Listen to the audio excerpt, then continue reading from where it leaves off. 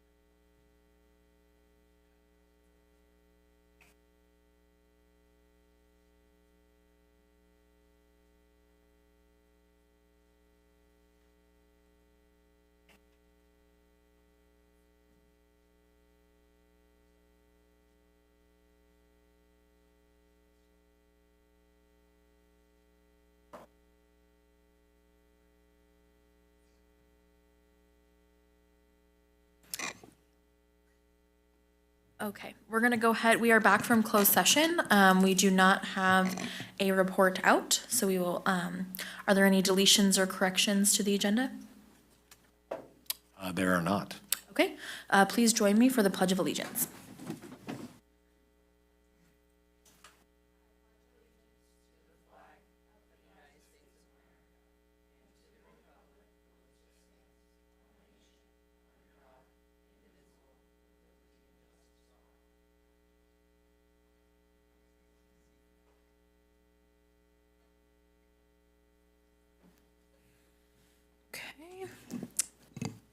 We do not have any presentations or recognitions. So we're gonna move on to employee organizations. Is Ms. Jensen here? Nope.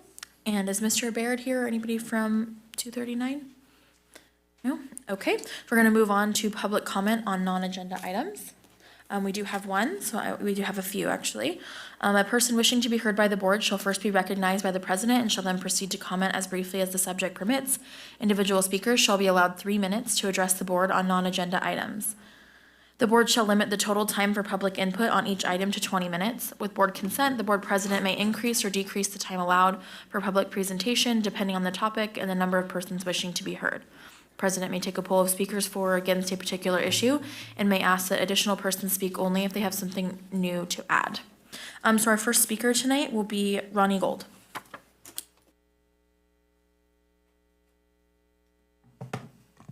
Hello.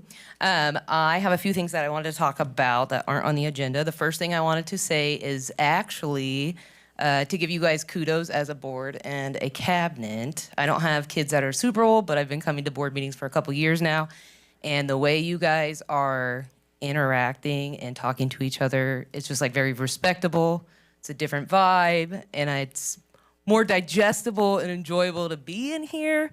You guys seem very like transparent. It seems healthy. So I just wanted to give you guys that because, again, I know I get up here sometimes and I'm not so nice. So I did want to say that. Another thing I wanted to maybe throw out there. Ione Elementary, the last I checked, has like, I think it's close to like 600 students. And it's not necessarily a complaint, but I just feel like it's a lot of students and parents that a principal is dealing with. And if there's any way, shape, or form of getting someone almost like a vice principal or someone else to take a little pressure off of the principal and dealing with parents, staff, there's a lot of staff there too, just an extra person in case something goes wrong or whatever it is. I just feel like we're at the point where we're busting out the seams with kids and we need a little extra help. So I just wanted to throw that out there. And the last thing that I was thinking about was, I think a lot of colleges do this. It's almost like a rate my professor. I think it would be cool to almost do that for our teachers, almost for the parents, like to do a survey about the teachers at the end of the year. So A, you can get a feel for how parents feel about the teachers. And that kind of goes both ways. Like there might be teachers that their students are excelling, their test scores are high, but their ratings are down here, or they're even. I would assume more involved parents are gonna be the ones that do those surveys. So you can kind of get a feel of where your teachers lie and feedback. And maybe you take a star teacher that's doing really well. It has high test scores, they have great feedback, and maybe for teachers to see like, hey, what is that teacher doing that is making the classroom excel, parents love them, they're involved, just, I don't know, to be more communicative. And that is all I had to say on this subject. Thank you. Thank you. Okay. Okay, that is the end of our public comment for non-agenda items. So we're gonna go ahead and move on to the consent agenda. Does anybody have any questions? Start with Peter.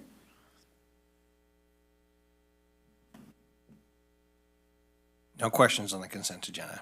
Okay, Ken? No. Shane? No questions. James? No questions. I don't have any questions either, so we would just need a motion. I'll move to approve the consent agenda.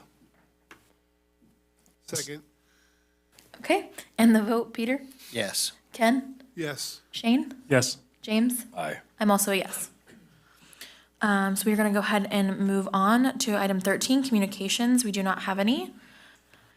So we're gonna go on to action items. 14.1 is our 25-26 local control accountability plan, second reading and adoption with Mrs. Horn. Good evening, Board. This is our second reading. We had our presentation last time. You've had the LCAP. Any questions or clarifications I can give you? Okay, we'll just go down the line. Peter? It is both exciting and mildly scary that this time we have the one attachment that is the actual plan. Just want to say thank you for your effort at trying to have it be a data-rich document. Thank you. Okay. Ken? Nothing's changed since last week. Not on the USD side. We'll have a different conversation on the county meeting. No questions. Okay, Shane? No questions. James? Nope, no questions. I didn't have any further questions. I thought we had a good conversation last time, so we would just need a motion for this item as well. Motion that we approve item 14.1, the 25-26 LCAP plan. Second, Okay, and the vote, Peter? Yes. Ken? yes. Shane? Yes. James? Aye. And I'm also a yes. Thank you. Okay. Moving on, 14.2, the 25-26 annual budget adoption with Mr. Norton. Good evening, Board. We have again the 2025-26 annual budget adoption as an action item this time. School districts are required per Education Code to approve an annual budget by July 1st each year. In the June 11th meeting, we hosted the public hearing and presented and discussed the proposed budget for the 25-26 fiscal year. Since the prior meeting, we have not made any changes to the proposed budget and recommend the board approve and adopt the budget for the fiscal year 25-26. And I'm available for any questions you may have. One thing to note, there was the addition of the criterion standards. It just was not there before. It's essentially just the additional assumptions that go into the budget. Okay, we'll just start with Peter. Okay. I'm going to try really hard to not be obnoxious as I attempt to understand some of this. We've had a little more time to dive in and understand it. And so one of the things that I'm really trying to wrap my head around, partially because we have been, penalized by this before, was there's this balancing act between what we're spending on teachers versus non-teaching staff. And so, forgive my blatant oversimplification in attempting to understand this, but on Form 1, there has, and I believe it's on page 7, wherein it offers the breakdown, and I'm grateful that that's a place you can see the separation, right? We have the certificated salaries, and the supervisors, administrators are a separate line item at 1,300. Is that correct? That is correct. Okay. So my question is, and again, this is going to show my ignorance, and so I appreciate your help, but there has been some concern before that we didn't have a high enough amount of our budget or percentage of our budget going towards certificated staff. And I'm not personally clear whether that was just salaries or included salaries and benefits or what exactly the math works as, because if we take this extremely narrow view of just salaries from page 7, and if we remove the certificated administrators and put them as the non-teaching staff, it looks like, again, according to my very feeble math, that we're about 62% of salaries are going toward teachers, and the other stuff is going to other people. But then, of course, we have other funds, like our food service fund, that are still paying for people, et cetera. So to get to the point, can you help me understand just a little bit how the math is calculated to meet that standard of what we're spending on teachers versus other staff? Sure. So it has to do with in-classroom instruction with that 55% that's discussed in the report that was brought up before. This is the CEA report. Basically, it does look at in-person instruction spending, predominantly looking at teachers' instruction and how that compares to the rest of it. So I guess a part of the thing is I'm looking for clarification on the question specific to that. Just, is that something that ever shows up on any form? as a clear, boom, this is what we're hitting? Because, Generally, we see it with the unaudited actuals, and I'll be sure that that form is included in it. I think actually it is a part of unaudited actuals every year, that that form is included. Okay. So you will see that with the unaudited actuals. I'm not sure if I can present that prior. I'll have to check the SACS documents to see if it can be included in there. But if it can, it's a worthwhile thing to add, just for the sheer fact that we have had these conversations. It makes Right. sense to include it if it is included in there. I just don't know if it automatically does that calculation for us at that time. I just want to understand that piece of it better Yeah. so that we remain in compliance. The other ratio that was not hit before was not so much to do with the actual dollar spend, but more so with the FTE. And the FTE, as you may be aware, is the full-time equivalents. Right. So essentially, we had so much full-time equivalents. So if you looked at the ratio of the dollar spend, it may not be equivalent to what the FTE ratio may be, if that makes sense. So there were those two different things that we had before. The one that does talk about the dollar spend, though, is a form. And if it is included in this, I can definitely provide it to you afterwards so you could see it. But if not, it will appear at unaudited actuals. Perfect. My only other question I'm trying to understand, and I don't mean to, again, to oversimplify, but it seems like there are places in some of these many supporting documents where we have an amount budgeted on a certain line, and I can look for examples if you'd like, but an amount budgeted on a certain line, and then all of a sudden it goes to zero, meaning we're not doing any of that anymore, or possibly that we've spent the money, or the money was transferred or something. And so those kinds of things are things I'm just trying to understand. Is that part of our cost savings measure when money just completely says, nope, we're not doing that anymore? Or is it indicating a transfer typically? Yeah, it would depend on the specifics of the particular line item you're looking at. In most cases, when there's some kind of a major adjustment, we call them out in the budget as we go through the different budget adoption pieces, or so like the budget adjustments, et cetera. So those we usually call out there when there's something that's really significant. If it's more minor, it may not be, but usually you may be right. It may be that we didn't spend it, we don't need it anymore. It could be that there was some other kind of adjustment. So without knowing the specifics of which one, Okay, it's hard to pinpoint exactly what the reason is. Real quick, too, the other challenge in all of this is we're required to have a budget adopted prior to Right. July 1st. The state has yet to adopt their budget. So we're basing this off of the May revision. Right. Right? So that can change. But then a large portion of our expenditures are on salaries and on people. Well, we haven't even hired everybody yet for next year, right? So HR is still in that process. So this particular budget every year, when we go to adopt in June, there are numerous assumptions in that budget. right. There have to be. And so that's why the state has set up the mechanism where in December we do the first interim budget. Now we know way more. We're multiple months into our expenditures, hiring, all those things, and then you do second interim again in March. So that's the challenge sometimes with this budget is there's pretty much a guarantee it's going to change because there are so many assumptions in this because of all these other things that we still don't have clarity on. Okay, thank you. That does make sense. So again, not trying to be nitpicky, just trying to understand. I am deeply grateful that Form 14 that has the budget certification process that says it was updated, I believe, today, that there's now check boxes or X's in the different boxes to explain where we're hitting the target and where we're maybe not quite hitting the target yet. And so just grateful for that being part of the process because I think it makes it much more clear. It does seem to say that we are still in some degree of fiscal distress, but it doesn't seem to have on that document or on Form 15 anything that says that ominous word qualified. So are we still kind of qualified moving into next year? So or with budget adoption, you actually don't certify positive, qualified, Okay. or negative. But in looking at where our MYP is, which will give you really the clear picture, we would still be, if we were to certify, I would recommend qualified. Okay, thank you.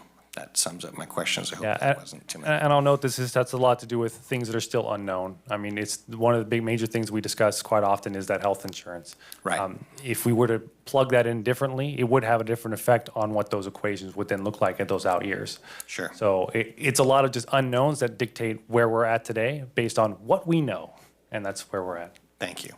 So again, I appreciate the clarity of Form 14 and no other questions. Okay. Ken? So I have a question. So this is the same budget as last week, and today we're going to be looking at possibly buying 4 Ford vans for transit. I'm assuming that in the budget that works out because of the money we'll save from the rental end. Correct, and they're actually built in there. You'll see it in 2 spots. They live in the capital assets because they're going to be above $5,000. And then they'll also live, because we're financing them, is other outgo because of basically the payments we'll make on them annually. So we'll see it for the next 5 years pop there. But that's what's built in the budget currently, yes. Okay, thank you. No more questions. Okay, Shane? On Form 14, or I guess it's called Form 14, deferred maintenance, there's a line item C where it talks about excess or deficiency of revenues and over expenditures.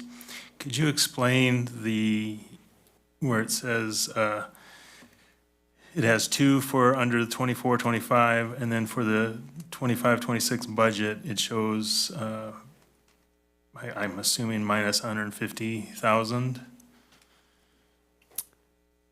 Well, I'm assuming it's referencing just basically the difference between the fiscal years.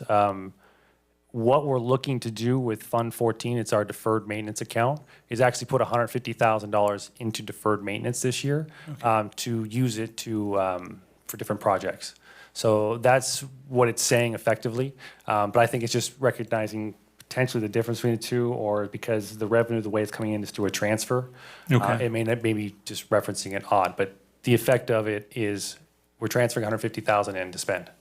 So I guess the reason I'm bringing that up is that percentage minus 7 million percent. Yeah. 7.5 million, that might scare someone, so I wanted to make sure that it got. Yeah, further down below the negative 150, if you go to it's 89, 80, 89, 99. Oh, sorry, it's beyond that. It's the total other financing sources. It's the 8,900. That's the 150 that's coming in to offset the expenditure that's there, essentially. So I guess following regarding maintenance, do you have history as far as how our maintenance costs have changed over the years? Do you have like any type of end of year or end of school year, what it was the last 5 years, 10 years? I've not done a deep dive analysis into that. I don't even want to speculate. I believe it has gone up, but honestly, I have to look 100% at the numbers. Okay. I don't have that comparison handy tonight. Okay, because I know consolidation is another thing that people are going to want to talk about, and I think that that area is going to impact consolidation. So at some point, I think we need to have some type of presentation as far as what our district is facing as far as just facility upkeep and repairs and all that. Yeah, and as a rule, we're required to spend 3% of our general expenditures in our general fund toward routine restricted maintenance. And so we have to meet that minimum. Now, generally, we meet that and then exceed it because we need more than it. But that'll be something that'll always come into play on an annual basis regardless. So I'm just guessing as we dive into consolidation and maybe tonight and the next few meetings, that might be something that we might need to have a more in-depth discussion. Most definitely. All right, thank you. Okay, James? No, I don't have any comments or questions. I don't have any either. Like I said, I think we have good questions and good commentary last time as well. So with that, we would just need a motion. I move to approve item 14.2, 2025-26, annual budget adoption. Second, Okay, and the vote, Peter? Yes. Ken? yes. Shane? Yes. James? Aye. I'm also a yes. Thank you, board. Okay. Our next item is item 14.3, and we do have, before we get to that item, we do have a public comment. Ronnie Gold. Hello again. I know this is going over the medical insurance, and though this doesn't affect me, I feel like I have to talk about it because I do like talking with the teachers and staff at Ione. One thing that was brought to my attention, which I hope is taken into consideration, which I do feel bad because I feel like this is a very hard situation deciding on this stuff. My son's teacher had some health stuff this year, and so I'm going to go out on a limb and say that he has probably met his deductible for this year. And then if you guys restart again in the fall is when this is being decided, right? On a new plan, maybe? Or no? Yeah. That would mean another deductible if you guys do a new plan, I'm assuming, which would have to be met. And then if you guys go into the new year of January 2026, isn't that when it starts over again? And that's another deductible? Okay, that's all I wanted to factor in for you guys, just because it seems like a lot of deductibles, and I know maybe not everybody's met theirs, but I just know one person that personally has, so yeah, that was it for that. Thank you. Okay, thank you. We're gonna get into the item 14.3, Alliance Insurance Services, Inc., broker of record for medical. Mr. Norton and Alliant. Thank you, Board. As we discussed at our last meeting in our health insurance update presentation, we have an action item here to make Alliant Insurance Services Incorporated the broker of record for medical insurance effective 10/1/25. In April, the Board approved Alliant Insurance Services to be the district's broker of record for dental, vision, and other voluntary benefits effective as of 5/1/25. This would essentially broaden the scope upon the term of our current arrangement with our current broker, and this would allow Alliant to go out to the market on the district's behalf to review the best options available, leveraging their relationships and contacts to present the district with the best options available on our route forward. With that said, I have Katie Huddleston from Alliant Insurance Services here to give a brief presentation introducing the company and its services, outlining Alliant's expertise in the public entity insurance, their current work transitioning benefits to Amador County, and really I'll just let Katie take over here. She's got enough to talk about with regards to what Alliant is and what they do. Thank you. Good evening. Thank you all for inviting us here to share a little bit more about who we are as the district's current broker on the ancillary coverages and kind of to address some of the questions even from the last board meeting. So who Alliant is, we are the 5th largest broker nationally. And we are 51% employee-owned, 49% equity-backed. And why that would matter to you is that I am a stakeholder in this organization. So me delivering service to the district benefits me just as much as it benefits you. We are the largest public entity broker. As you can see here, we have more cities, counties, school districts, public agencies. So we have the expertise to bring to the district, and we understand your neighboring communities and those who are dealing with the same kind of struggles that you are. And so we can bring some of those solutions that we've seen in other areas to the district as well. Here is just kind of a partial list of some of the clients that we service in and near and around your specific areas. We have various pools that we participate with. CISC, we're one of the largest brokers that participates with CISC, which is a similar pool to CVT.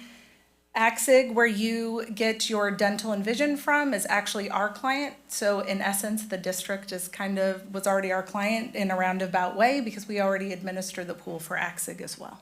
Amador County has been Alliant's client for 20 plus years. So just your neighbor here.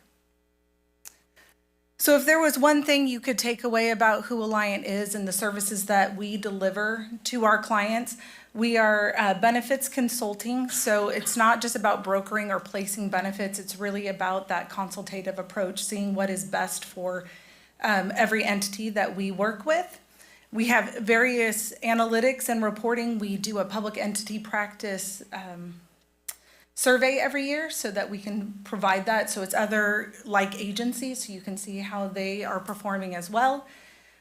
We have employer support available and then member solutions. So not only are we making sure that Robert and his staff are educated on the benefits, and your various unions, we're making sure that your employees are educated. So what we find is very important is employee communication, making sure they have a full understanding of how their plans work. What is a deductible? How does that work? What goes into the payment? So we feel that education is a key component to our services. And then we have different industry verticals. So as you'll see there, we have a public entity practice, and that is the part of the practice that I am part of.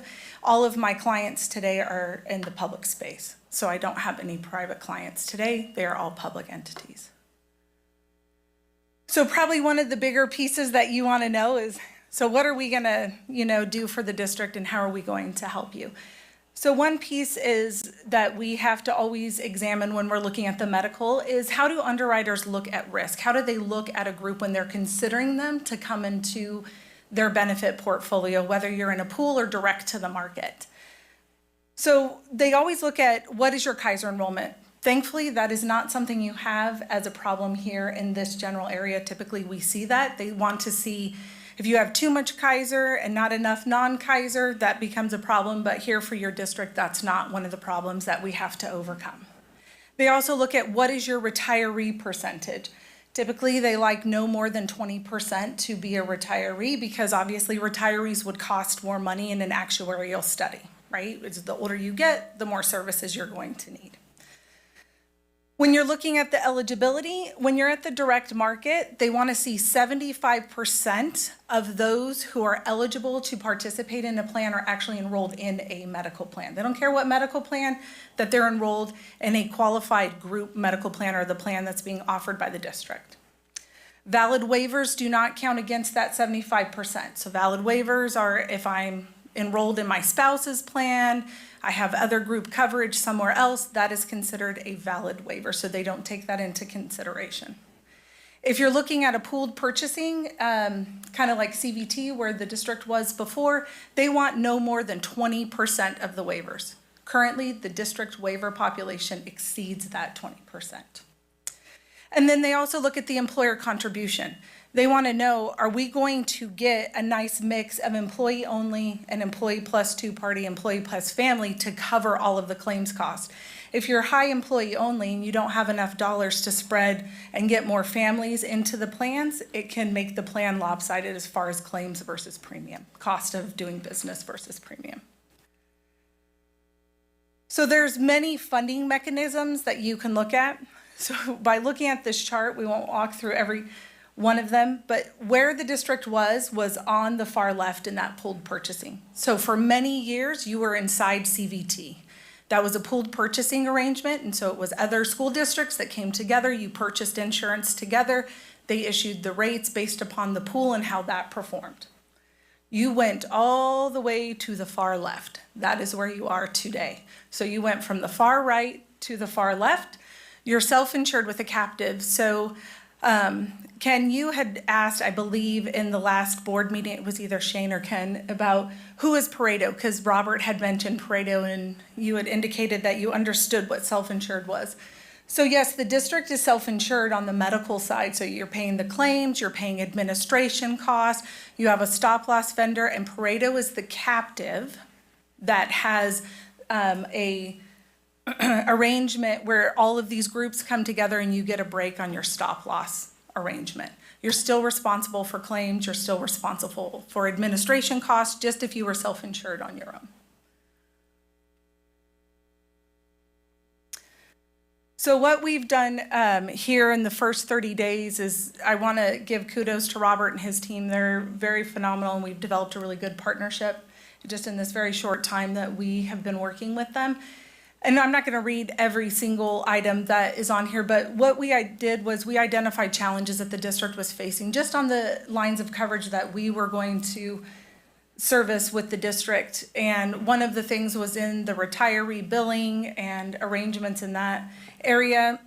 So we're working with the district to streamline that process and make it more simple, not only for the districts, but more meaningful for the retirees as well. And then obviously, one of our biggest pieces is going to be the medical coverage. That's, the hot discussion that we're going to talk about today. So we know that the current arrangement is not preferred. if at all, possible, if we could move away from that. We have those limitations, as Robert reported out, nothing's changed. CVT and CISC both have declined to quote, so those are not an option on the table for this coming year. However, we are out in the market currently, trying to survey and turn over every rock we possibly can. We may bring solutions to you that don't sound attractive, but we feel that we need to explore everything and say, we've looked at everything and this is just not feasible or it doesn't make sense for our district. So we're gonna leave no stone unturned as far as that's concerned. Then our goals and objectives for, we call them non-medical coverages or your ancillary coverages. We'll make sure to analyze and review all of those plans the district has in place to make sure you're remaining competitive, you're getting the best price possible in all of these areas. So it's not just about the medical, because all of the other items do factor into the bottom line of the budget. While their cost is less significant than the medical, any increases there does impact the bottom line budget as well. And so here we are with the medical piece of it. So we've met with the district. We've even presented to the unions a couple of times as well. And so we will continue. Our goal is to provide our results at the end of July. So today we don't have anything because we're out in the market. We want to see what the market will bring back to us and what we can bring forward. Our goal is to hopefully have something for your July 23rd board meeting. That'll be more meaningful, and it'll outline everything that we have explored. We've asked the carriers, as they're reviewing your data, if they're not going to provide a quote, to give a very detailed response as to why they're not going to quote, so then the district knows and we can make a plan of action for the future.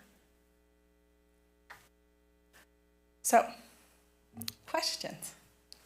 Okay, thank you. Peter, go ahead.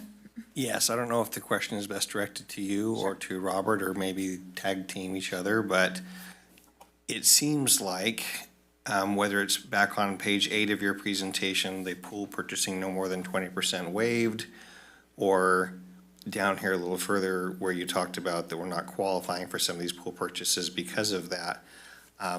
Is that something you would recommend, or Robert thinks should go back to negotiations or something where we get more of our employees to opt in instead of opting out? Or is that a poison apple we don't take a bite of? So that's a very complicated question with a very complicated answer. But in essence, the way that it works, as Katie kind of pointed out here, is the more waivers you do have, the less desirable you do appear for other options, if you will. So that is definitely something we're evaluating. Obviously, I don't know what the interest is of the other parties there, and I can't really speak to that. But the hope would be that we could find potentially some kind of middle ground to help get that number down or closer to the 20%, which would alleviate to more options. But I can't tell you for sure that that's the route we'll end up going. But it is a possibility. It's always a possibility, yes. Okay, thank you. Okay, Ken? So in terms of the waivers, weren't some of our employees, if they waived the coverage, didn't they still have to pay like a penalty for not accepting it? And I believe in a discussion I had, in some cases, they actually contributed more than the district would contribute towards their plan, and they were having more taken out of their paycheck. I think I need you to explain that. Oh, okay. With CVT, how we used to do it. So with different pool purchasing plans, and CVT, for their example, is what they would have is an opt-out premium. So if somebody were to opt out, there wasn't necessarily, they just called it a premium to do so. So whatever the minimum rate was, and that helped offset their expenditures and claims and everything else. So the folks who did opt in were able to essentially reap the benefits of it, because it basically made our pool more attractive, because everybody's contributing in some way, shape, or form to this pool. It encourages them to take a plan if they're able to. But the way it was structured, there were two scenarios. We had our classified groups and non-represented, who are all tiered. So they either have the employee, employee plus one, employee family. And so the opt-out premium was based on the lowest tiered and the lowest plan, and 75% of that lowest plan. And so what would happen is folks who are on the tiered plans were actually still getting money back. So they were still receiving some kind of cash in lieu benefit as we were providing. However, there were other folks who, there's one union, it's the teachers union, who is composite. And so it's basically a in-between of an employee plus one, an employee family. It's probably shifted closer to the employee family, but it's still somewhere in the middle. And that puts your 75% of the lowest plan much higher than a tiered plan where you're looking at a single person, a 75%. So in essence, what had happened was we'd reached the point to where that composite lowest plan was still above the 75% opt-out premium. And so the person was, yes, in essence, paying for not taking insurance, which is one of the reasons why we looked to switch, which is one of the reasons we ended up in self-insured. Yeah, it just seems like if somebody's paying some form of a premium, they shouldn't be considered being waived because there is money being contributed on their behalf. Yeah, that was. That's confusing to me. That was CVT's policy for opting out. So they essentially charged an employee for opting out. And so what happened is over the sequence of about 3 years, that as CVT's rates went up, since it's based off the 75%, it eventually exceeded the district's health and welfare cap contribution. And so then for an employee to opt out, the district was paying that employee's cap to CVT, and then it exceeded the cap, so the employee was having to have some money taken out of their paycheck. It was one of the biggest stressors on why we left CVT, was because, and CVT capped us at 20% opt-out. So only 20% of employees were allowed to opt out. And with ACTA in particular, we were meeting that every year. So there were new employees coming in that wanted to opt out that weren't allowed to opt out. They were required to take a health insurance plan. And then I guess my question to you, Katie, would be, what are you going to do for us that our other broker was not doing specifically? Specifically, we're going to have transparency, make sure that the district fully understands every option that's laid out before any decisions are made. Making sure you see every line item, every cost that goes into it, and making sure that there's a full and complete understanding before you make a decision to go forward. And what does every pitfall mean? So if we do this, what's the ramification in the long term?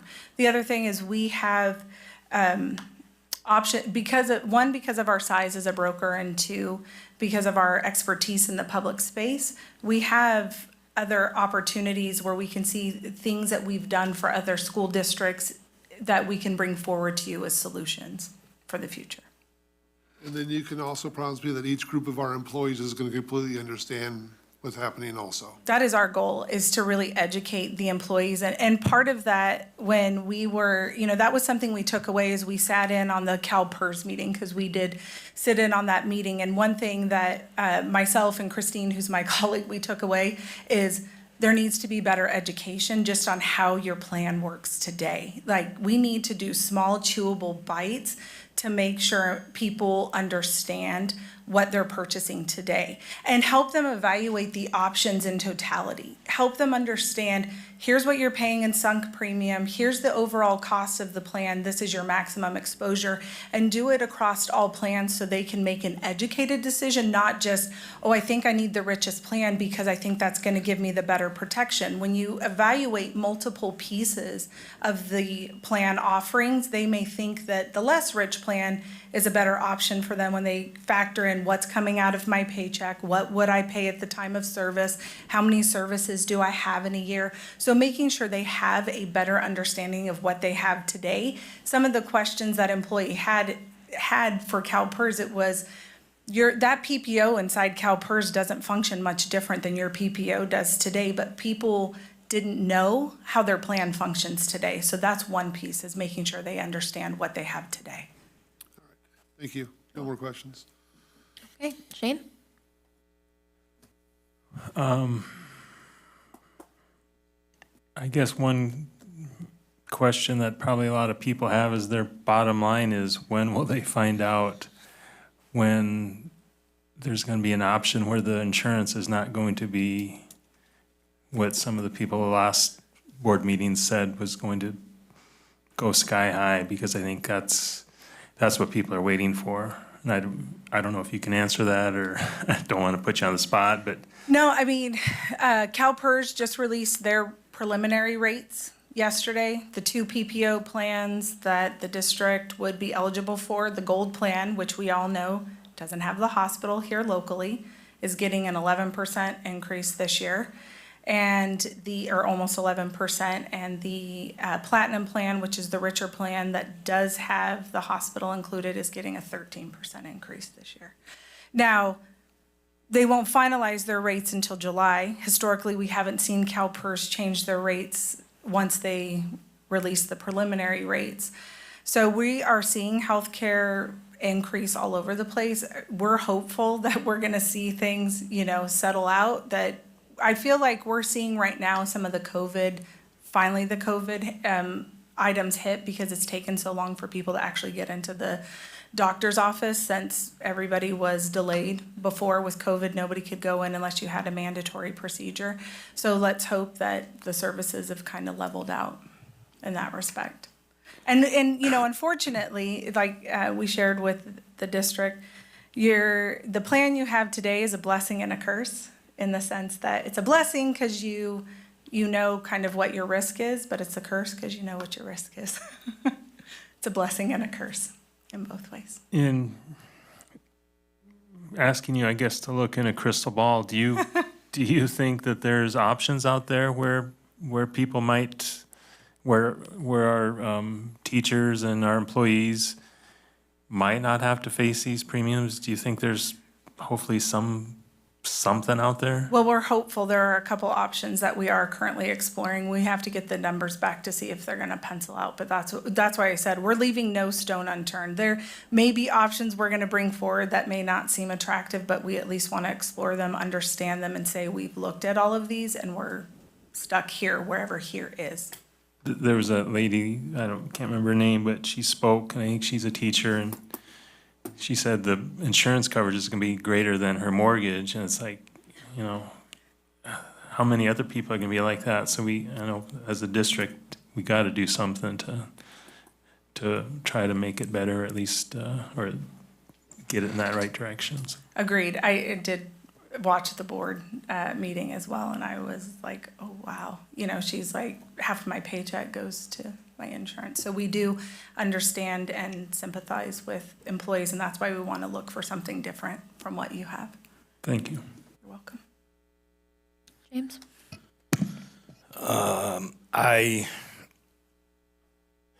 This is probably one of a few items that I hate coming to. I understand it has to happen. We got to dig deep.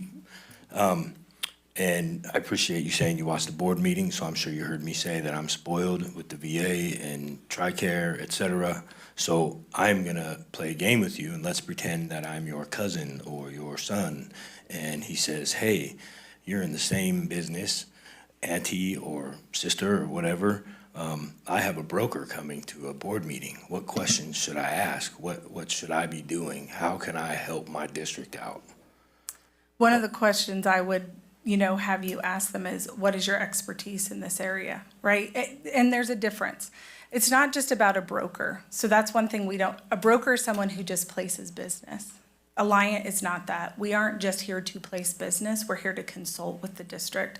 This is a long-term discussion and a long-term strategy. This is not a quick fix. So that is one thing I would ask. Are they a broker or are they a consultant? And the answer to that is, you are a consultant. Okay. So we're both, right? Broker and consultant. We are a in your broker and presentation. consultant. I just picked the first one. No, that's okay. Shorter word. No. So broker just means we can place the business, right? Anybody can place business. Just like your car insurance, they're a broker, right? They can give you car insurance rates. But we like to be a consultant. We're kind of the best of both worlds. We can at least place the business on your behalf, but really our long-term strategy is to consult with you and to really look at what is the best for the district. What other questions would you ask? Or answer? What other questions would I? Or would you have me ask your nephew? What is your strategy, or have you developed any strategies for your clients? And the answer would be yes. We've had several clients who wanted to look at coming out of CalPERS. It's not a one-year discussion, it's a multi-year plan, right? So you all may have to look at going into CalPERS, which we're here to, even if we were appointed your broker consultant and the decision had to be that CalPERS was the only option. I know that is not the favored option. And we know that once you go into CalPERS, it's really hard to unwind yourself from CalPERS. We recognize that as well. But we would still be here with the district, and we would help with those employee communications, going back to still employee education, right? We would still be here to help and consult and educate employees even on the CalPERS opportunities and those plans as well. So it's not just about this medical coverage and what we can do, it's about all of them. Even if you're gonna be inside a pool, whether you are gonna be in CBT, whether you were gonna be in CISC. Also, I would probably ask, do they understand the landscape? Do they understand our marketplace? Are they here locally or local enough to know? I live down in the greater Sacramento area. I come up to Sutter Creek and Jackson often. Actually, I think this is a really cute community. So I like to come up here, and I drag my best friend along a lot because I like this little community up here. So that's the other thing. Do they understand us? Do they understand that we're in a rural area and you can't tell me that I need to travel 30 miles or 50 miles to go see a doctor? Do they understand where my local hospitals are? And are there providers nearby for us to have access to care? When you told board member Crow that you were hopeful, is CalPERS in your hopeful category? I don't know if CalPERS is really a great solution in that respect for the district, but is a solution that has to be reviewed because it may become the only solution or the best solution. The reason why is because that gold plan, that hospital, the one that's the cheaper plan, doesn't have the local hospital for non-emergency services if I had to be hospitalized. So I don't know if it solves in the way that your employees want it to solve for, but we may not have one of those options. We have talked with the district as well, that even if you do go in, it doesn't mean we wouldn't look for other solutions of coming out in the future. It's not like we'll put you in CalPERS and that's where our consulting ends, because that's not the case. In my head and how I think daily, I say, how the heck did we get here? What did we do to be in the situation that we're in? Dramatic pause. What do you think I should stop thinking like that? Do you think people should stop thinking like that? I mean, in the spirit of moving forward, like. No, not necessarily. I mean. I don't want to make a mistake like that ever again. Right. And I believe that the district and everybody was trying to do what they felt was in the best interest of the employees and allowing the waivers and different things of that nature. They wanted to bring something different to the employees. I just don't know if it turned out the way they hoped. Correct assessment, Robert? It did not. Yeah, no, and clearly, yeah, I mean, the fiscal side of it speaks for itself. So we've seen the ramifications of this. It was what we wanted to do to try and help our employees, essentially. So you fully encompass that. I do appreciate the amount of work that has been done this time to try to get us somewhere else compared to where we're at and what wasn't done to get us there, or here, I should say. If any of that made sense, I hope it did. Yeah. The efforts right now are crazy much more than what was in the past. So I appreciate that. I don't even know, but I appreciate it. I did have a question. Are you or have you worked with districts in this state of affairs before, like we are? That are upside down or, Yeah. yes, yeah. And so it's a road. It's not a one just solution. It may be a multi-year strategy that you have to consider. It's not just a quick fix or a one and done. We want to be very thoughtful in the approach that we take because it's a marathon, not a sprint. And those districts that you've worked with, have they been able to come out on the other side, both district-wise and for their employees? Because right now I feel like district-wise, we're not in a good spot and our employees are not in a good spot, so. Yes, it's just taken a long time to get there. Okay. Yeah, it's, like I said, it's really, it's kind of that marathon. We're gonna have to be methodical. We're gonna do what we can to find a solution in the immediate future, but it's really, we're looking for a long-term partnership with the district, not just a quick. Okay, and then, if we were to change and go with another insurance provider, would that in fact affect people's current deductibles they've already paid this year? Well, it depends on the carrier and what we can negotiate. For some, I would say yes, right? So if you have to go into CalPERS, the answer is absolutely yes. You would go in 10-1, your deductible would start over, and then they're a 1-1 renewal. So you have to do a second open enrollment, and then that deductible starts over January 1st. If we're going PPO to PPO, because that's what we would need to do, and really the biggest providers up here will be Anthem or Blue Shield. Those are your two biggest players. So you'd want to try to have one of those vendors if possible. And we would try to negotiate, would they do a deductible credit? So we would do what we could to try to mitigate the impact to the employees. It always resets in January because it's a calendar year deductible, but we would do what we could to try to mitigate an impact with a change. With those 3 months? Yeah, with those 3 months. Okay. And then if we have, like, the district and like as a board, if you bring us options, you are the person that we would be dealing with to do all of this business then? Correct. Correct. Myself and Christine, and then I have obviously a team Sure. behind me. I don't do it all by myself. Solo people, right, got it. Okay. Does anybody else have any questions or comments? I have one follow-up question. Yeah. Regarding the fiscal implications. In the description of the item, it says, Alliant will be entitled to commissions and services allowances paid by insurance companies in conjunction with the placement, installation, and servicing of the district's insurance contracts as outlined in the broker of record letter. I look at the broker of record, it says, it doesn't mention what that commission is. Is it all paid on the insurance side, or are we paying you anything? And what are those amounts? So we could make that arrangement however the district wanted to do it. It could be commission that's included in the rates already, and we would disclose what that is. I think when we went out to bid, we asked for 2%, and we can always adjust that from the medical carriers. I don't even know if what quotes we'll get back.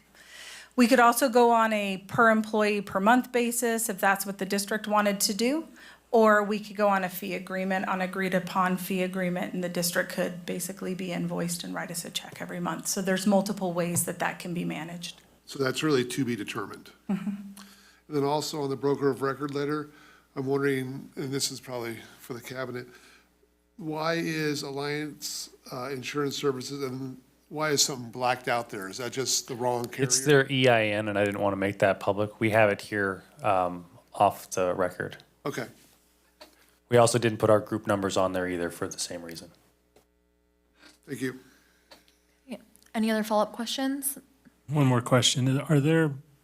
It was mentioned to me about possibly joining with other districts. Is that an example that has been done, or is it just a myth? So oftentimes, that's what you were doing inside CVT. CVT was other school districts that came together it's a pooled purchasing arrangement, is that what you have?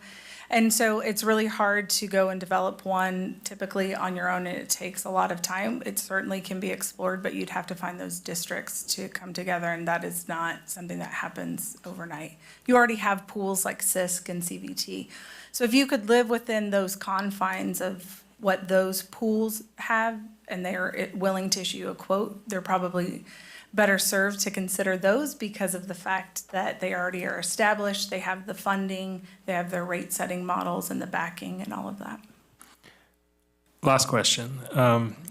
When we do get the presentation as far as our options, will we get like the total cost of the district combined on what that amount would be, or at least ballpark? Yes, Okay, yes. thank you.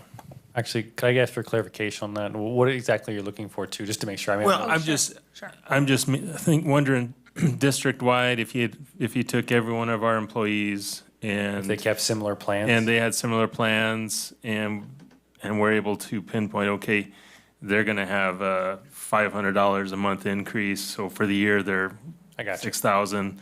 If you combine them all, what's that amount gonna be? Thank you.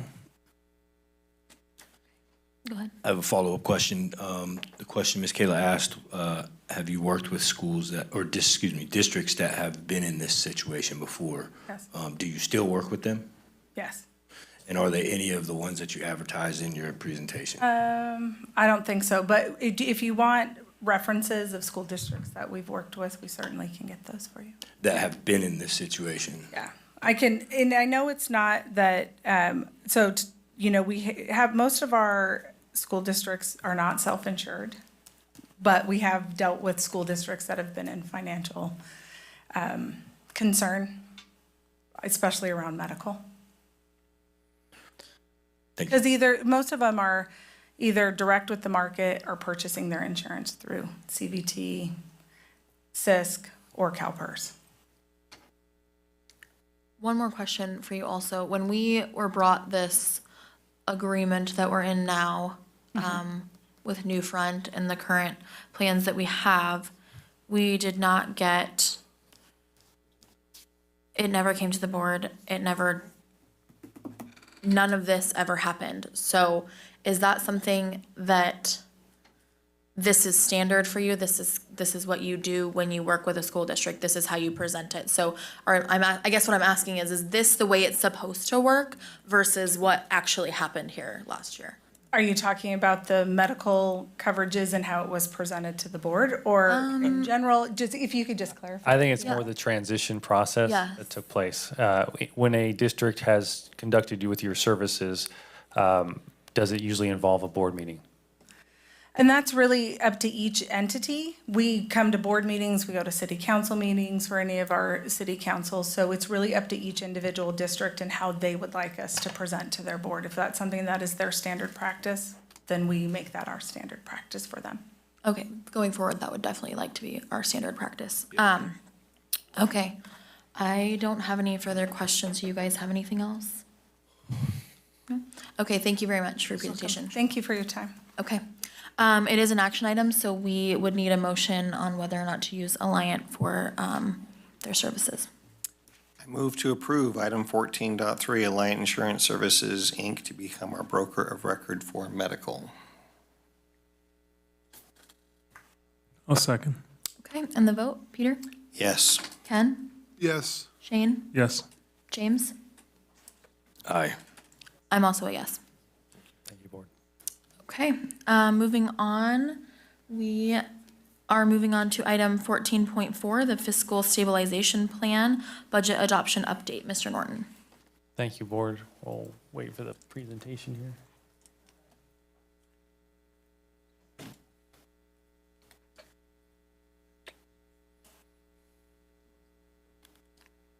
Okay, so with the budget approved, we have gone through and provided updates to the fiscal stabilization plan as a part of that process.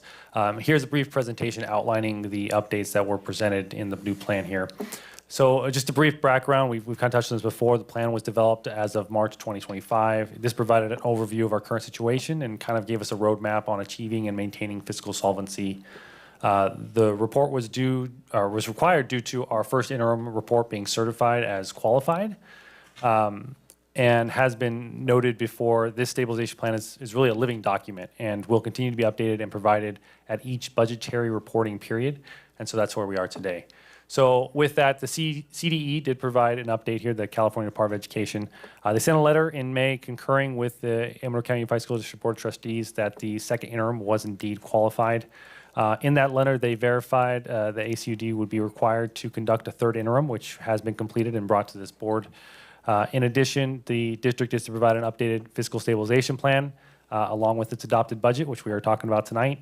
And we are to undergo a fiscal health risk analysis by the Fiscal Crisis and Management Assistance Team, affectionately known as FICMAN. So they actually began that review back in May. They did basically a 2-day interview with a bunch of different staff, departments, et cetera, kind of going through how we process things, what we're going through there. And at this time, that report is still in the works, but that report and the analysis of it will be presented at the July 23rd board meeting. So you'll look forward to having that at the next board meeting. So the background, nothing really changed in the background for the main items that we've talked about many, many times. The one-time funds expiring, self-insured health insurance where we're at, declining stagnant enrollment, delayed consolidation, and then the special education positions that are filled by contractors. The addition that we did have here, though, was the additional headwind updates. We saw that in the budget adoption presentation, where we had the 2023-24 audit findings, as well as the AB 218 insurance expenses that have gone up significantly from year to year. So the fiscal stabilization plan, just as a refresher, is 3 phases. With phase 1 was really happening in the immediacy, basically from 1 to 6 months. And this really was a focus on getting back to where we need to be, to our positive certification. And then in addition, phase 2 was beginning January 2026, focused on building reserves, strategic initiatives. This is more longer looking, 6 to 18 months down the road.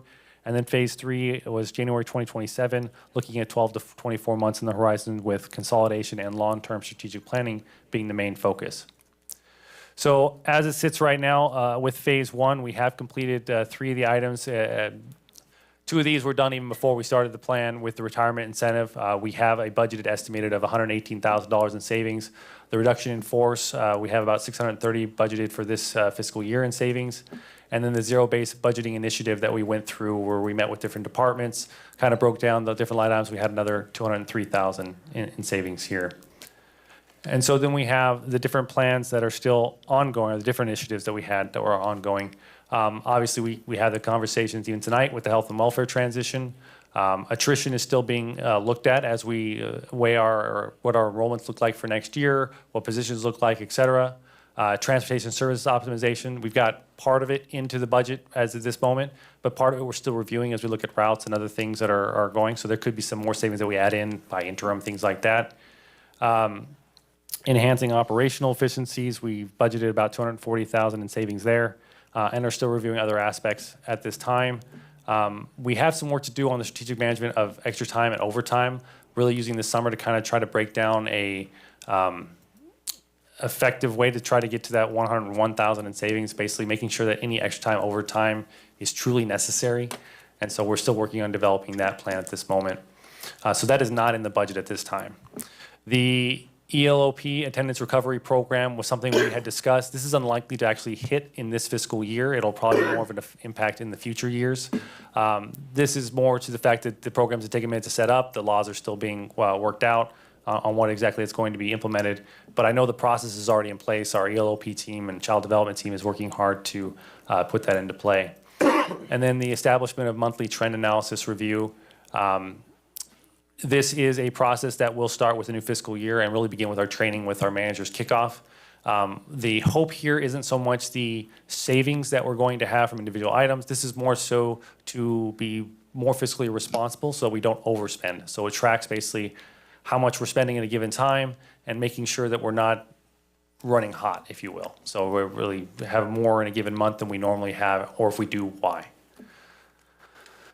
Phase 2 and 3, for the most part, have at now remain unchanged. This is the goal. Obviously, there is a potential for a phase shift. If we are unable to get where we need to be with these first initiatives, phase 2 could turn into still a continued stabilization process. But really, a lot of these key questions come into what we have coming out of these next steps, addressing these key fiscal questions. What does health insurance look like? What does our special education staffing look like? And then as well as the consolidation question and where we're going there.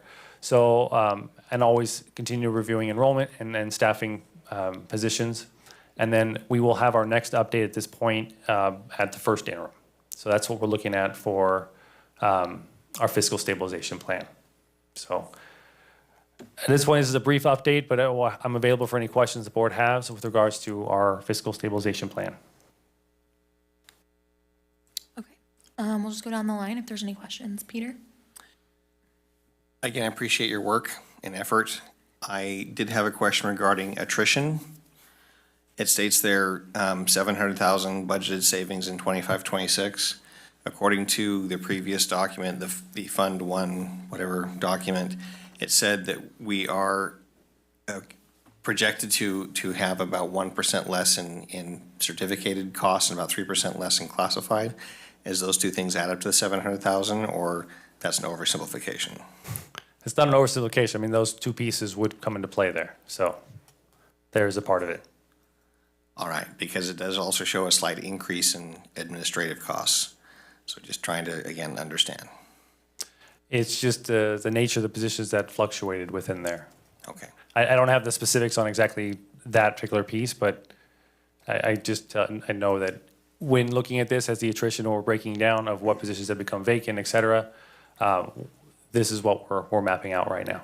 Okay. Are we still getting people who are deciding mid-year, whatever, to retire? That still can happen up through August 1st. Is that correct? Absolutely. I think we have most folks, though, who have signed their intent to return.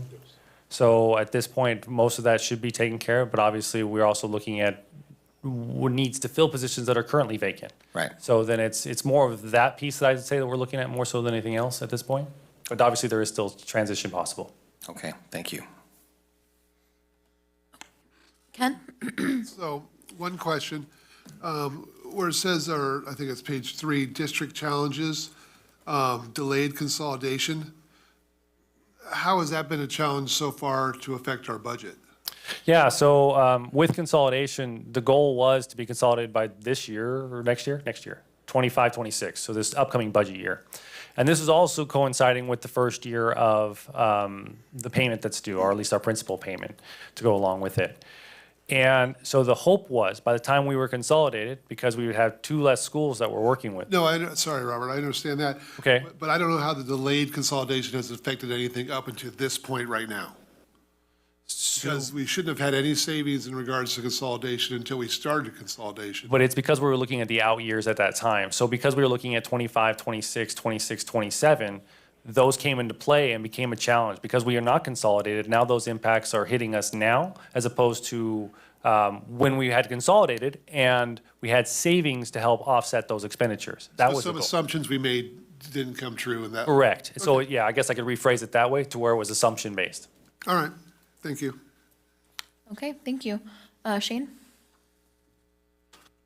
This might be a question for one down the line about the vehicles.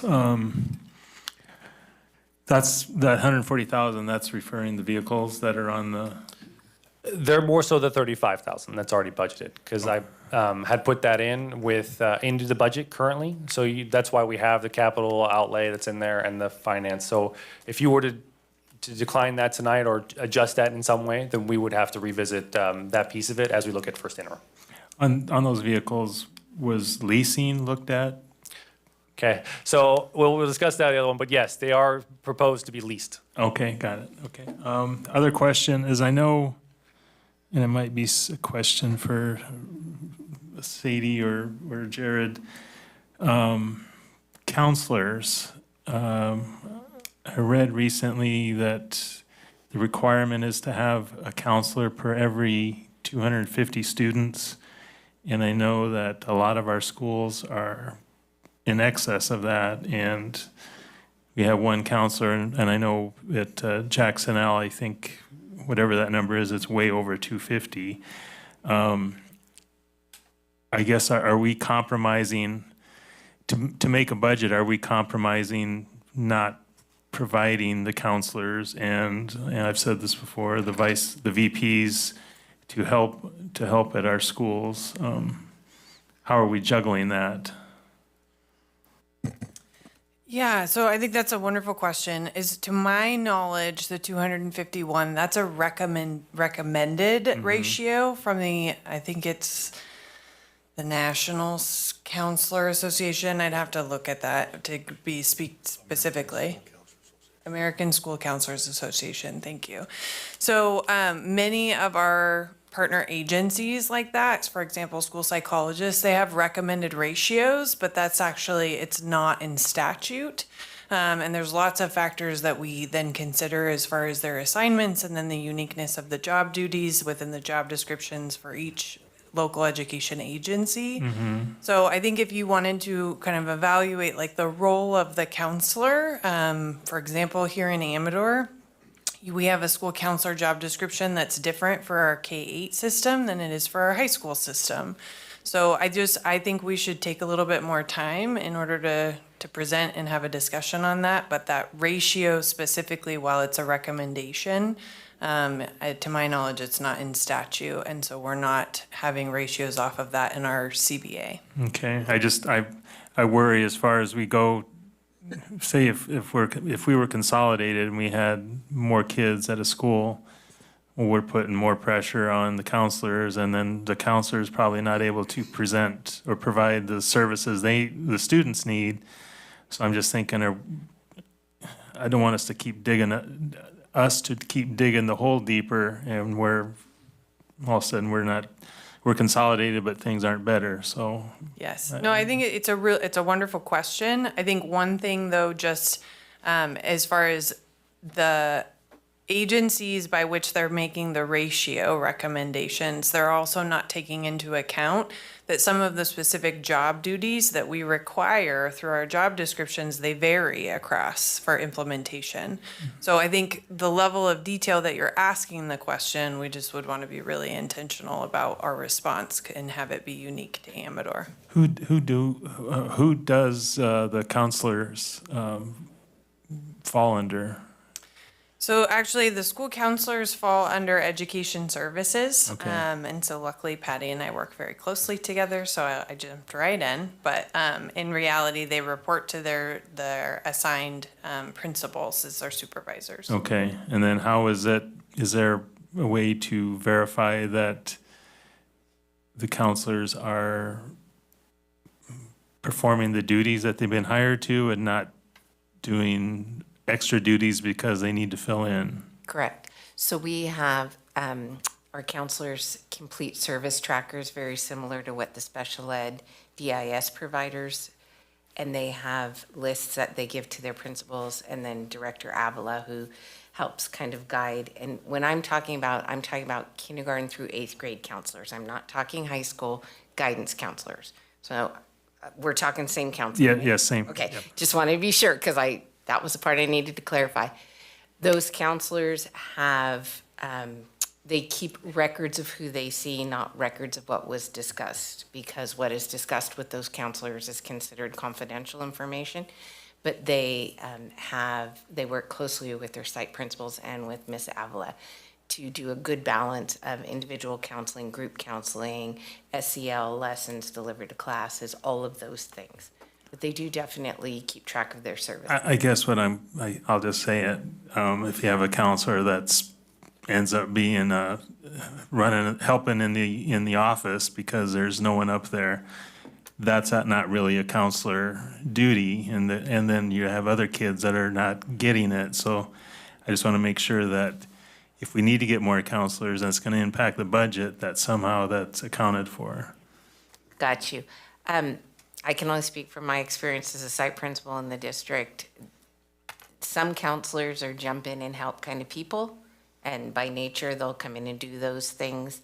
As far as the elementary, the 6 of us as principals, we tried to be very intentional not to tap our counselors because we knew their work was so important. That's all. Thank you. Okay, James? My questions, I guess, are kind of where Ken's were regarding the topic of consolidation. Correct me if I'm wrong, you had said that it is the way it is because, you didn't say it is what it is, but I'm paraphrasing, or it is the way it is because we didn't consolidate. Would the fact that positions being made for consolidation also add to that total? Did I say that right? Well, I guess it depends is the answer. A consolidated principal, a consolidated athletic director, because that might, it's for consolidation. Sure. And I would go back to it depends is the answer. And the reason I say that is if we truly had consolidated by 25, 26, and that was the game plan, The pennies would have made sense. the pennies would make more sense. Right. But, obviously looking back at where we are today, we're not consolidated. Those positions don't exist, or at least are not filled if they don't exist. And And so, yeah, you would definitely have to say that that did decrease our fund balance. But obviously, we're still at a point to where the outlook is we're deficit spending. And so there's a piece of that regardless. Absolutely. So is it fair to say that it's both? You can make that argument, yes. Okay. That is all. Okay. I don't have any further questions on this item. Does anybody else have any follow-ups, or we would just need a motion?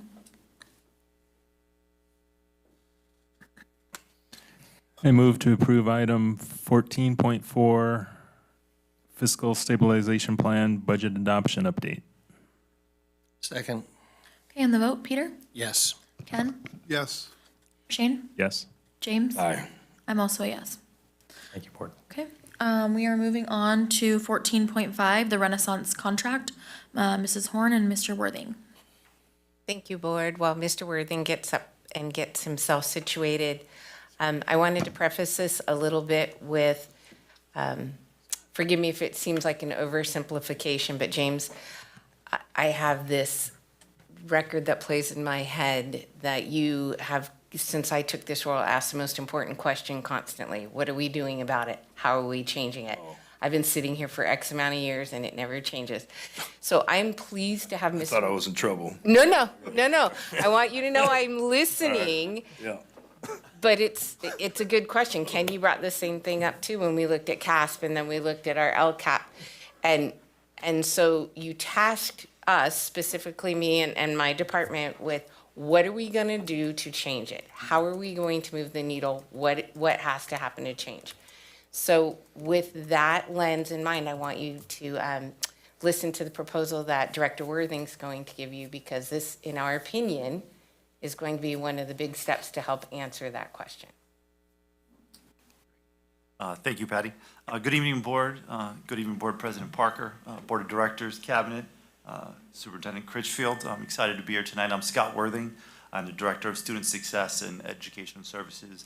I'm completing my second year today, my contract, so it's good to be here with you today. I'm excited to be here to present the Renaissance Partnership Initiative, which has been a lot of work for our team to put together. It's a comprehensive solution for assessment and intervention to modernize it for our district. Our executive summary, what we're proposing here tonight is to replace our kind of bit of a fragmented assessment and intervention system with a unified system, which is aligned to our strategic plan very closely. Then an annual net cost will be a savings compared to what we spent this year, about $16,000 this year and moving forward. The 5-year partnership is a commitment and will streamline our operations and improve our student outcomes, which we're excited for. So again, with our strategic plan, the alignment is it's very well versed in the strategic plan about assessment, intervention, and professional learning. So this is directly supports that across all 5 areas. It's unified and will enhance collaboration that we had with our teaching and instructional staff in between departments and grade levels. We're looking for a lot of collaboration opportunities here with this plan. And it will for sure strengthen our data-driven decision-making opportunities for teachers, get them some real-time data that they can use to improve student outcomes.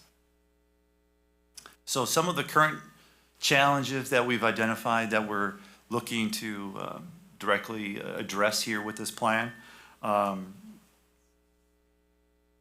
Currently, we have 3 different assessment systems in our network K-12. So it's very difficult to look at data across schools, between different schools. It's very challenging for teachers to do that. So that's one very explicit thing. So those data silos, and it's very difficult then to train and support that from the district if each school is at a different place in time and using different platforms. So there's no cohesion or alignment with those systems. And then students don't have that opportunity to engage in a comprehensive way from universal screener to progress monitoring to summative data at the end of the year with like CASP data or state data on the dashboard. So this is going to help us with all of that some of those challenges that we see already within our district. So with Renaissance, our partner, our choice partner here, it's a complete ecosystem of their products and services, both assessment and intervention. So we'll start with universal screening. We'll have progress monitoring for Tier 1, Tier 2, and Tier 3 students with our different programs that I'll highlight a little bit later here, which will cover everything from early literacy all the way through high school core 4 subjects for intervention support, which was a glaring need within our cost systems that we deployed this year, which is the coordination of services teams. Each school we deployed this year, they were able to identify students that have need, but didn't have a whole lot of tools to use to support those students. So having a systematic, cohesive system is what we're working towards. I'll go through now, highlight some of the specific tools and what they do of this. So first off, the big, one of the big pieces of it is the STAR suite. It is a standard if you've been in classrooms before from early literacy. It is an assessment, can be done at different time frames depending on what data you're trying to look at. But it goes from all the way from early literacy through high school. So we'll be able to use that data longitudinally as students move schools. I know I used this as a school principal at a previous district, and as a middle school principal, I could look at 5-6 years of data and really look at that at meetings for SSTs or IEPs. So it's very usable data once you have it and everyone's on the same platform. In addition, teachers can quickly create groups for students within the platform. It's very intuitive, easy to use, and we have a robust professional learning that we plan to make sure we're not just dropping this off in August and then say good luck. You know, we have a plan that we're going to make sure we have professional learning throughout to make sure we don't lose anybody and also get people caught up that might have not started at the same time. So we have that addressed as well.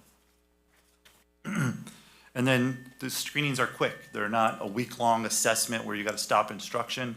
It's a quick assessment typically done in 30 to 40 minutes, one class period. Teachers get data, you can drive instruction in that way, which we're excited to give to teachers. Some tools that are already in our system that we're going to maximize and use them to complete this ecosystem. Two of them are FastBridge, typically used at our elementary program. It fills in addition to STAR, this is more for Tier 2 and 3 students to get a little bit more granular data. So you can use that data to drive that instruction for that individual student. What are they specifically struggling with? And this will give us the tools and the information to provide that instruction, which is already, our elementary schools are all using now. And then in addition to that, we have a product we call Illuminate, but Renaissance is better known as DNA, that a lot of our high school teachers use for assessments, more benchmark and end-of-unit assessments, teacher-generated tests, item banks, putting together the assessment. So it's already being used. Again, it will be a part of this larger ecosystem of assessments. Intervention tools, so the data will drive the interventions. We both have computer-aided, so a student can get a skill-based assessment and then quickly create a learning plan for that student. Or if a teacher wants to have a student work on a specific skill, they can do that as well with the program called Freckle. And then in addition to that, there's a product that we're going to be utilizing called Nearpod that will provide additional support for teachers, real-time tools. I like it because you know, a lot of times things happen on a campus and someone gets thrown into a situation where they got to support a classroom or a group of students. And it's very difficult with a lot of planning. Nearpod is a tool that they can use real time to create a lesson to make sure those students don't fall behind, can continue their learning, even as we're trying to navigate some of the adult issues. Another program we're excited to be doing for our 2nd through 8th grade students is Accelerated Reader. It's a program, if you're not familiar with, that really builds the culture of reading. There's assessments built in where students read a book, they take assessment on that particular book, they get points. It builds a whole culture. They, really can really take a school in the literacy program and make it come alive. So we're excited to bring that.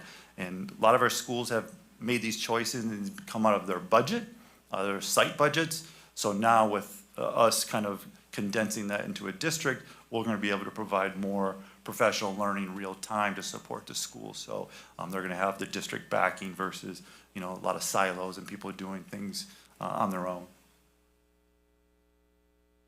The big slide, which we're very excited for, the fiscal impact. As you can see, it is a big commitment from the district, almost $750,000 there. But we have offset that and have written 2 specific grants to help alleviate the cost. One is our math, science, and computer science grant, which is over $100,000 over the 5-year term, which is going to reduce that greatly.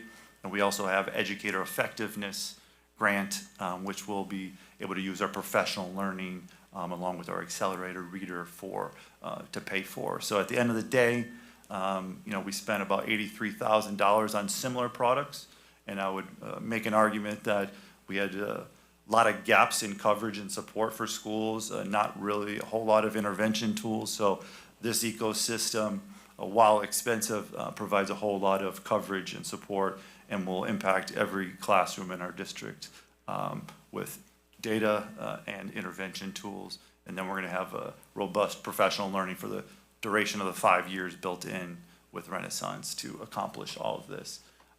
So you see there on the right is kind of the end of our contributions of our 2 grants.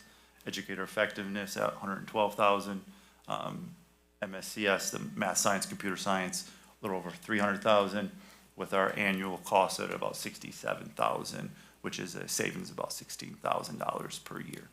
So significant there.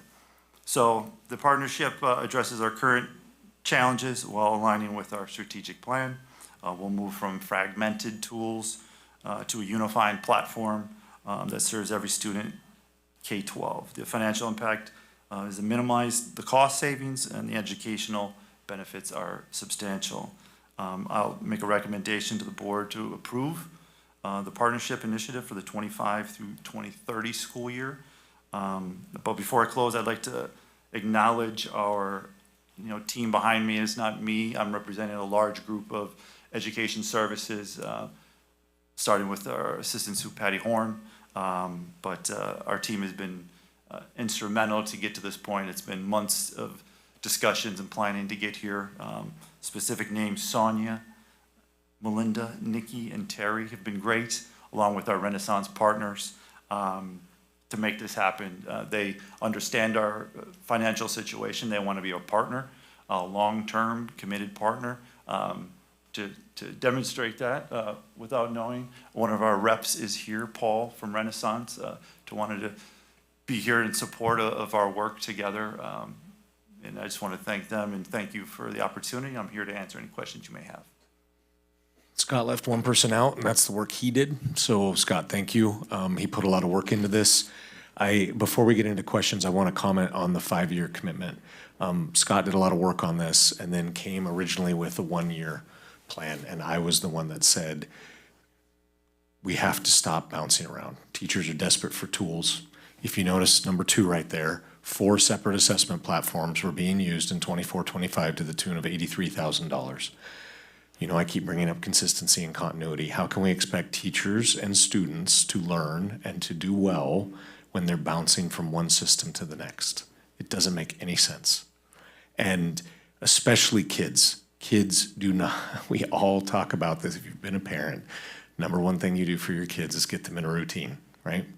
And when a kid bounces from school to school, from grade level to grade level, and they're having to learn a new system and then actually learn the literacy and the math that goes with it, we're wasting valuable time. This is not about state test scores. I believe it will impact state test scores. And James and I have laughed about this because that was the reference at the beginning of the meeting of we hear all these things of, that are going to change it and they don't seem to change. This is about getting our kids to read better and to do better in math. That's what we want. right? I mean, that's what they need to be successful in name a career, right? And so I was the one that said, why don't you go talk to them about that? And then Scott did a ton of work after I just kind of blew up his plan when he said, I want to do this for a year. And I said, let's see if we can do this. We have these grants. And, you know, really the key is the number you see in number 2 and the number you see in number 3. This is actually an annual cost savings from what we have been doing with this fragmented system to then get continuity across the board at all grade levels.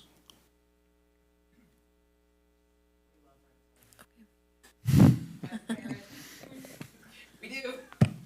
Hey. Okay, all right, well, that's good to know. Peter, go ahead. Okay, first, amen to some degree of how good the product is. As a teacher from Antique Unified, we have been using, whether you call it Illuminate or DNA or whatever you want to name you want to slap on it, for years, and it has created an intense cultural shift in our benefit of just that very thing, students knowing exactly what to do, familiar with the process, familiar with the platform. It has deeply increased our use of formative assessments. We are a far more data-driven district in Manteca than we were. So amen to that, it is a good platform.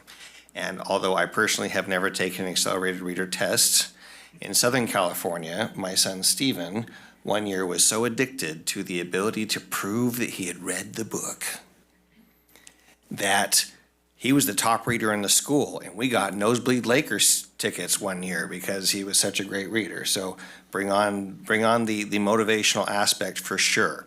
My only question is, have other teachers been involved in some of these other pieces, like the Nearpod and the Freckle and the whatnot? Are those some of the tools we've already been using? Not familiar with those particular pieces. And is this something that we already have some degree of buy-in? What I could say to that off the top of my head is that there's many free licenses in the district of teachers. I don't know the number off the head, but I know when we looked at a user report, maybe in April, there was a ton of teachers using Freckle, the free product. We're getting the paid, kind of the full battery of what it can do. So we're excited for that. It's a great question. I think part of that is there's just so much evidence of teachers on their own grasping for tools. Right. Because they're not being provided. So then they're now on their own to try to use this, that, or the other. And some have done a great job, but that, again, the time that a teacher puts into that is just not necessary. Right. If we provide them with the right tools. Exactly.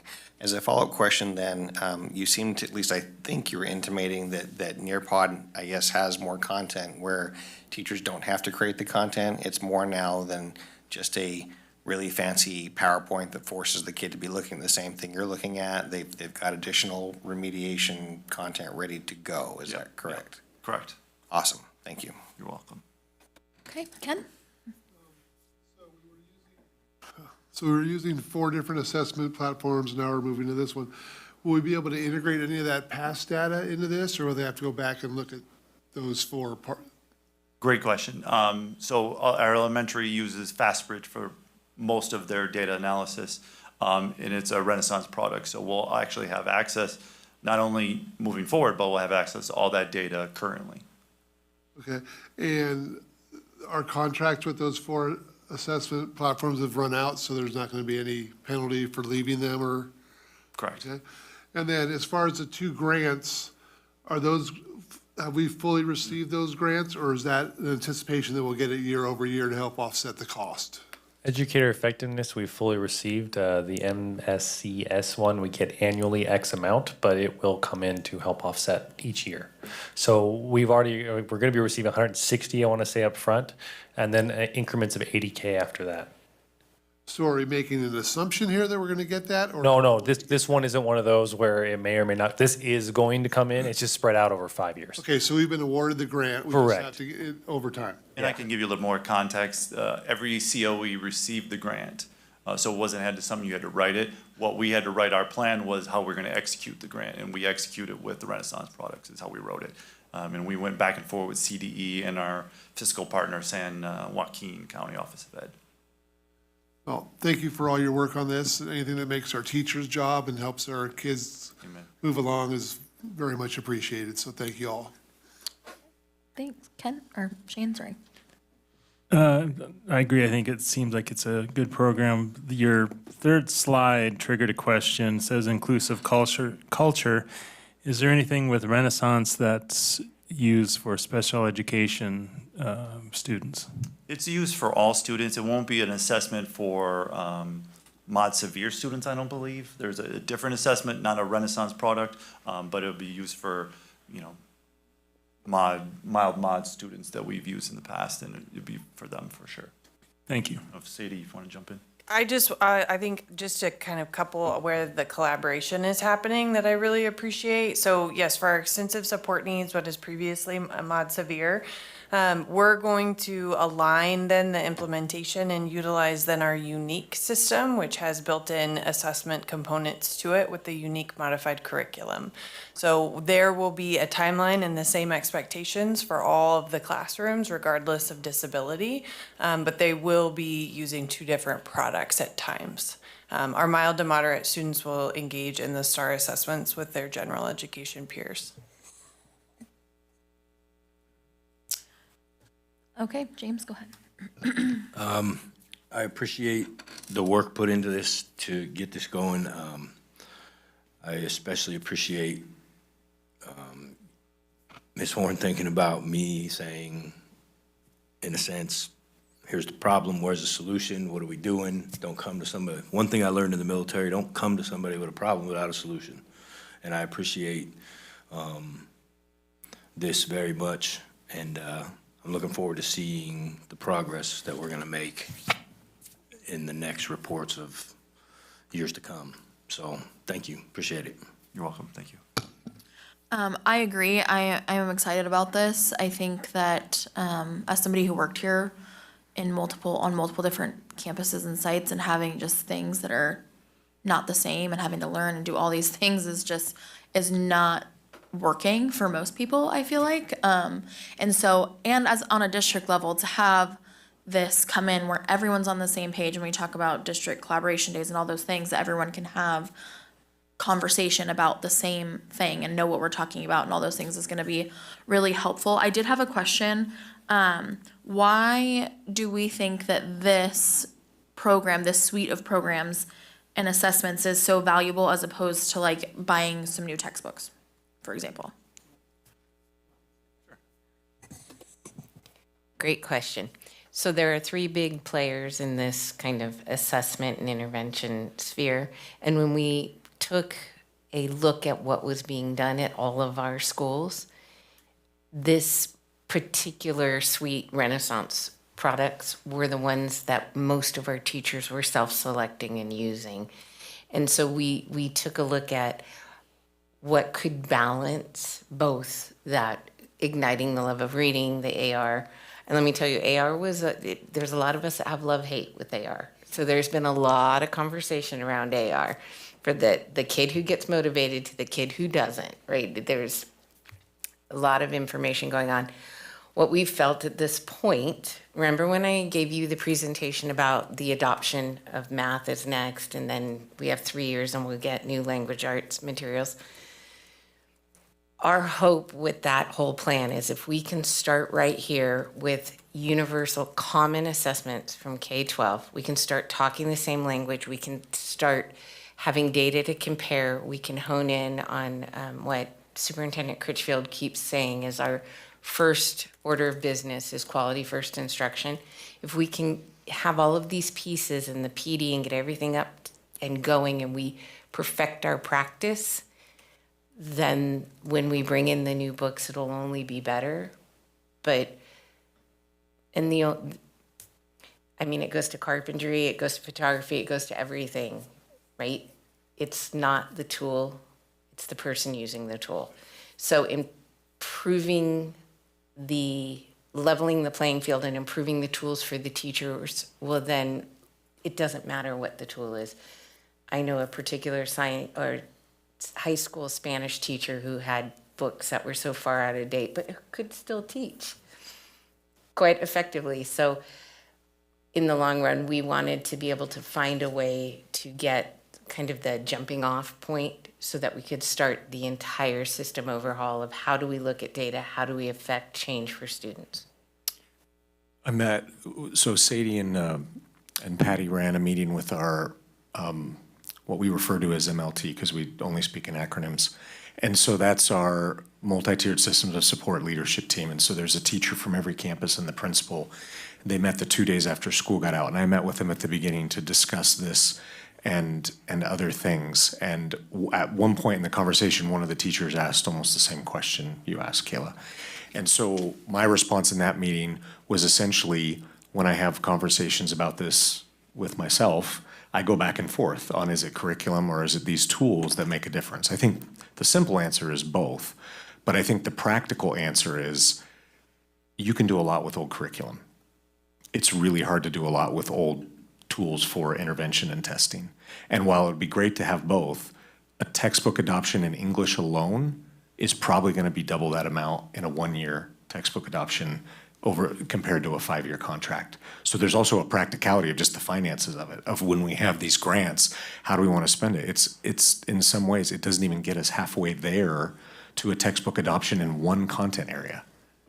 And so, okay, so yeah, we commit to do an English textbook adoption. What about math, right? Where now we've created these tools that you can do this. Patty was doing a veiled reference to me. Anybody who had me in Spanish, we enjoyed Francisco in Miami, who was all in all denim from the late 80s. And we still had a great time and we learned Spanish, right? There's a way to do it. There's a way to do it with old curriculum. It's really hard to do this without quality testing tools and data-driven tools to help improve student learning. So for me, this eked ahead of textbook adoptions, and I don't want to minimize those, but when we're having to prioritize what's going to help students the most, this is our recommendation. Can I make one further comment about that? Yeah. In Manteca Unified, we again adopted the DNA, the Illuminate, whatever it's called, right, for assessments, and empowered teachers, once they got comfortable with the database, that they could make their own assessments very quickly, very easily, and very flexibly. Because the most important question as a teacher is, have they learned? Yes. And this provides the tools to know which students have actually learned. So then you can figure out, okay, how do I help those who haven't learned?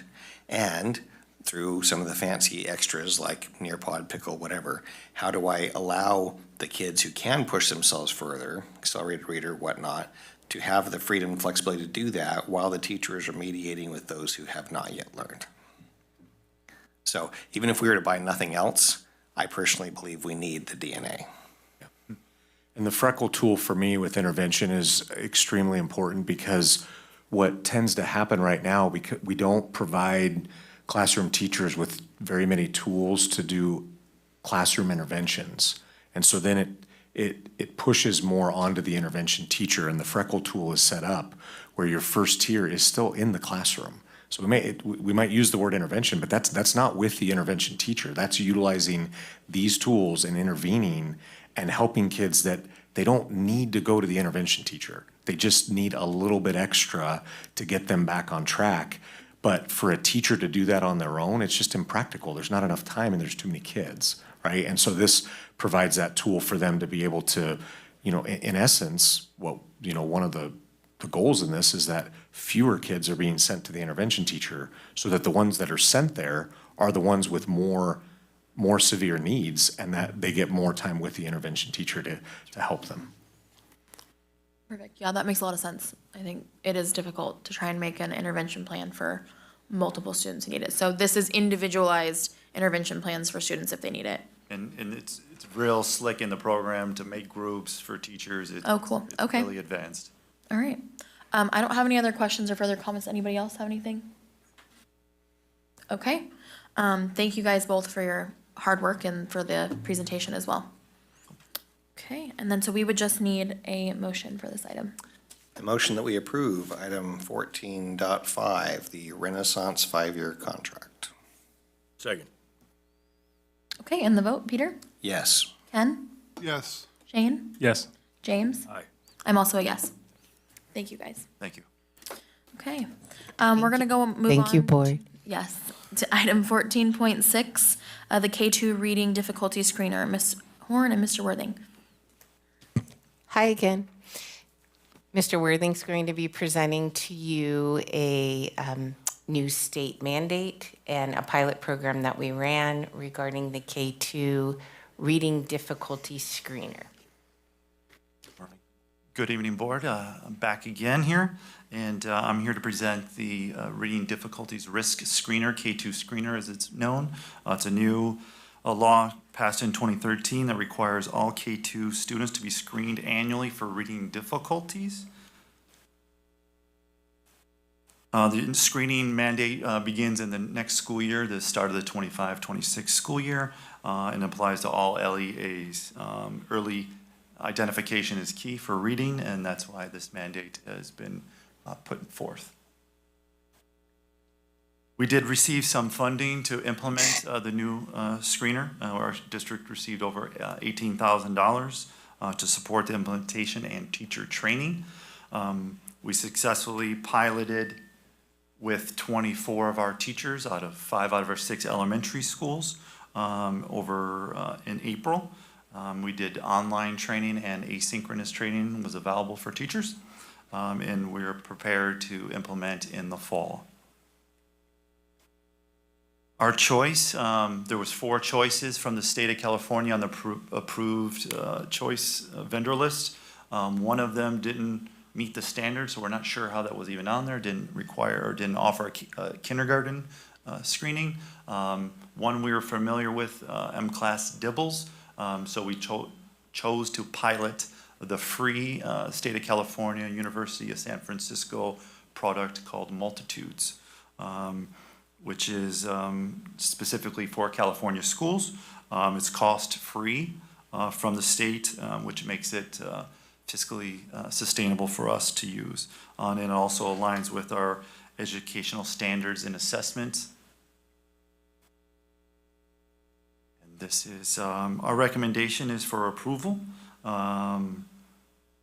Again, we have put teacher preparation first, and we're prepared in the fall before, the recommendation is before Thanksgiving to screen 1st and 2nd grade and allow a little bit longer time for kindergarten, considering it's their first time into school. They're recommending to do that late fall, early winter, before, I believe the recommendation is February 1. So we're going to be aligning our schedule and our assessment windows for that. We do have some extra funding of the $18,000 that we're going to choose to apply to teacher technology for the implementation. It is a click and touch assessment for the little ones. So an iPad or a touchable screen for the Chromebook is what we're going to be using the additional funds for. And we're looking to make a recommendation for approval for the Reading Difficulties Risk Screener for beginning the 25-26 school year. I'm happy to answer any questions you may have. Okay, Peter, any questions? My only question is this a one-time thing, or if a kid is determined at risk, do you rescreen them, or do we instead use like some of the STAR or Illuminate tools to screen? Good question. So the way this Multitudes works is it'll identify that there's a risk, and then there's additional assessments. It is a universal screener, not a diagnostic. So then we would go to like a STAR Early Literacy would be the next tool to use, yes. Makes sense, thank you. Question. 2 questions. Did we pick Multitudes because it was free, or do we think it was the best program? The best program, and it was free, yes. Fair enough. And we think the 18,000 will cover all costs to implement it? There shouldn't be any additional costs above that? Yeah. All we're anticipating is some additional technology costs to support the teachers. All right, again, thanks for finding this program. You're welcome. Shane? Seemed like a good program, no questions. Okay, I don't have any other questions either. Thanks again, you guys, for looking into all this stuff for us. So we would just need a motion.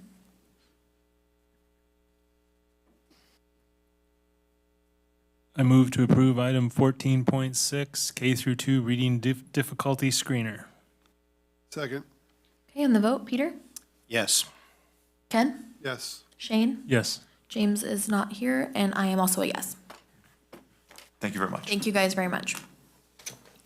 Okay, we're gonna go ahead and move on to item 14.7, declaration of need for fully qualified educators 25-26. Dr. Palazuelos. Good evening, trustees. What's before you is the declaration of need for fully qualified educators.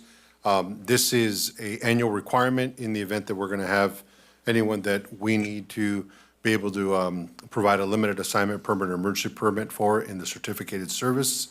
It allows us to go through the Commission on Teacher Credentialing in order to address any unexpected limited assignment permits or emergency CLAD permits if necessary. Just want to point out to trustees, one of the things that, because of your action in our last meeting on page 404, we've been able to add to that list of colleges or universities in which we participate in that have internship programs. We're hopeful to be able to try to identify and really hire some of the folks that have full credentials, but this gives us the flexibility to be able to bring folks in on limited term assignments. Okay, questions or comments, Peter?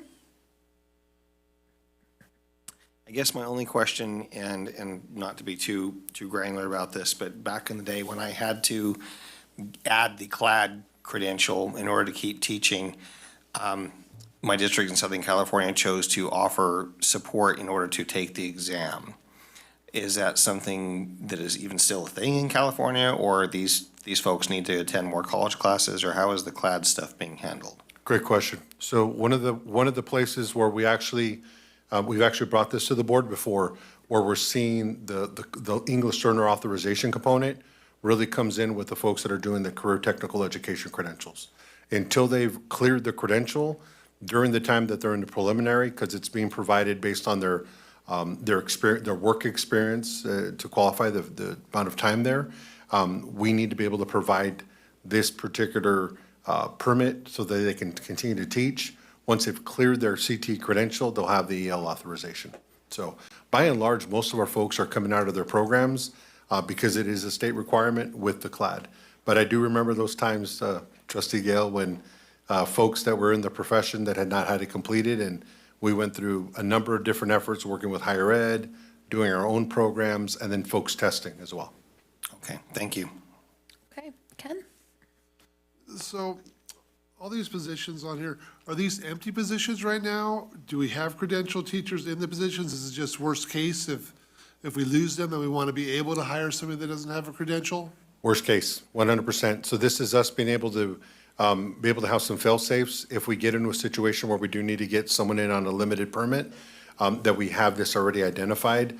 I'll tell you, there's, just today I signed an offer for a new music teacher coming on board. We also recently had a new agriculture teacher coming on board. But this gives us the flexibility, should we lose someone mid-year or should something happen, to be able to come out and be able to bring someone into the profession. We are now at that point, and it happens as we've posted positions and have interviewed. We're seeing now more and more folks that are saying, I'd like to teach, I have a bachelor's, I'm talking to a program about an internship program, but until I get admitted to the internship program, is there any way that I can teach? And that's where those limited permits come into play. Okay, so this doesn't reflect, these positions aren't empty right now necessarily. Correct. This is just in case kind of thing, Absolutely. a backstop. And we can only do this at one point in the year, and it's right now. Otherwise, we lose out on that opportunity. I like that description, a backstop. All right, thank you. Shane? No questions. James? No questions. I don't have any questions either. I think it's good to have this in case of events that hopefully don't happen. So we would just need a motion for this item. I make a motion that we approve item 14.7, declaration of need for fully qualified educators 25-26. A second. Okay, and the vote, Peter? Yes. Ken? Yes. Shane? Yes. James? Aye. I'm also a yes. Thank you, trustees. Yes, so we are going to move on to 14.8, Certificate of Participation, Reallocation of Funds, Resolution 2425-17. Thank you, Board. What we have is Resolution 2024-25, 17 for the certificate of participation for a reallocation of funds. This resolution will effectively move $373,425 from the COP project fund to the lease payment fund. As we discussed in the board adoption presentation, this move is being done to help offset the COP interest payment that is due August 1st, 2025. We have already built into budget the principal of that payment, which is the $540. So this would be the interest portion of that payment that can be paid for with COP project funds, and this is more so the interest earned on the funds within there. So this is a move we may look to do again as we look toward our February 1, 2026 interest payment. So I just wanted to put that on your radar if we get to that point. But I just wanted to note again that this, by not doing this move, we would have to find $373,724 out of our general fund. So I recommend the board approve the COP reallocation of funds, and I'm available for any questions you have. Okay, Peter? No questions. Ken? So last meeting, I asked this question, whether we could use those funds to help make an interest payment. The interest, yes. The principal, no.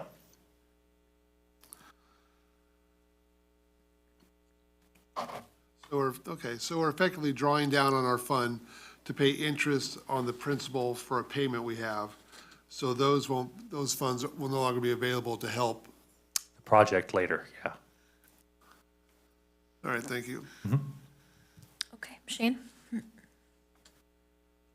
One question. I know that our discussion item tonight is regarding the school consolidation, and this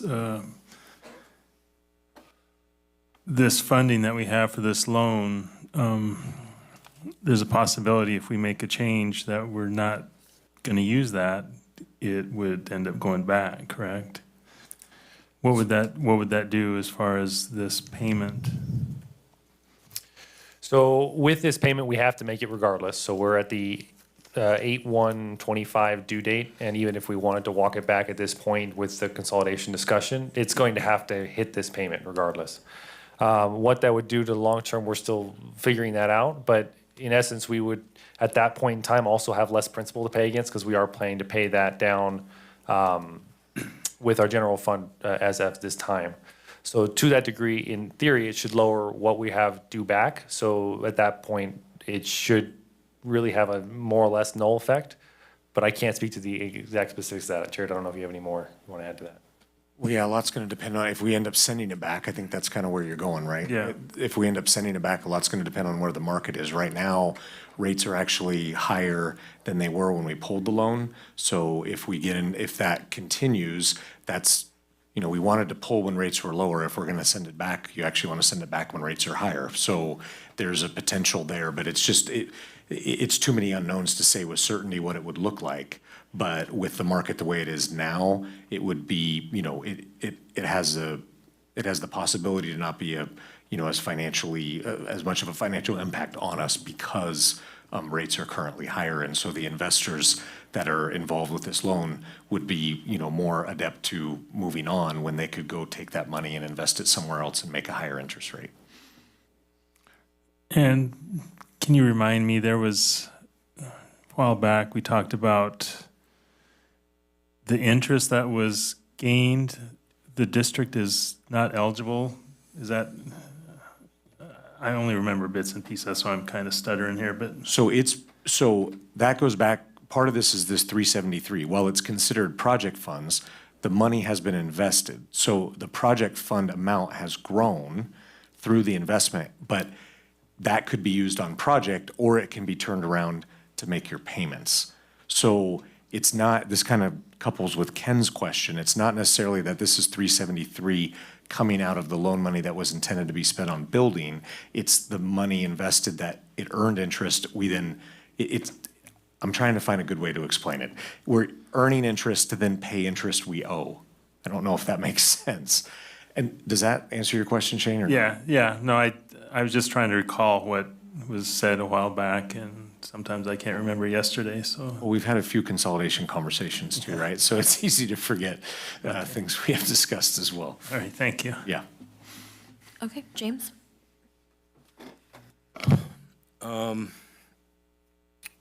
don't have any comments or questions at this time right now.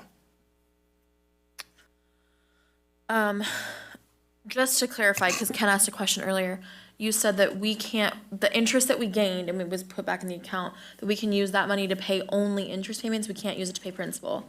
That is correct. Okay, It's either project or principal, principal. or interest. Okay. Or sorry, or interest owed, but it can't be used on the principal. So just like a home loan amortization, like each payment is broken down into this amount is principal, this amount is interest. So what's the total payment due on August 1st, Robert? It's 800 and. No, it's over 9. It's not, oh yeah, that's right, it's 900 and some odd thousand. So there's 500 plus thousand in principal, 373,000 in interest, right? And so this resolution would cover the interest portion of that payment. Budget, which was already approved by the board tonight, already includes the $500,000 principal payment. okay. Which again, if we sold the loan, we've paid back 500,000 of that with market and all that. So that's where it's hard to say exactly if we sent it back, what we would owe, because we would have already paid off $500,000 of principal, and then depending on the market rates, what the rest of that would come out to. Okay, and then if that is the route we ended up going down, selling the loan back, when would that process start? And do we have any timeline of how long that takes and how many more payments we would have to be making out of general fund to make that happen? Just a ballpark, I mean. Yeah, no, it's a good question. Yeah, it was noted that it could take up to a couple months, I want to say. So it's not a quick process, but the next payment is due in February, and that's another interest payment. So if we wanted to beat that clock, we would probably be looking in the fall to really have that conversation. Okay. I have a question, and I hope I'm tracking. So the recommendation is to approve. Let's say the board did not. Would that start the process of getting it the heck out of here? No, if the board denied, we still have to make that payment come August 1, and we would have to find $373,425 in the budget somewhere. Versus 900,000? Well, we already are budgeting 540 that was approved, so this is the additional 373. And that's just this one, because we still have the February payment too then. Okay. Any other follow-up questions? No? So yep, I do. Come on. So 540 in principal in August, which I believe you told us in the budget that was going to be what we were going to pay this year. Correct. But then we have another payment within this same budget in February. And so the budget, it doesn't have it in there because we are expecting this process to continue again. However, there are conversations being had on consolidation. So we didn't want to move forward with a resolution that's set for both right now because there's a conversation being had. And so that could change the effect of what we need to do. So there's no reason to move the funds until we have to. So, but in essence, we could have another 540 principal payment in February and, No, the way it's structured is you have the one principal payment a year, and actually later on in the thing, it skips even a couple years. But it has the one principal payment this year, the other one's just an interest payment.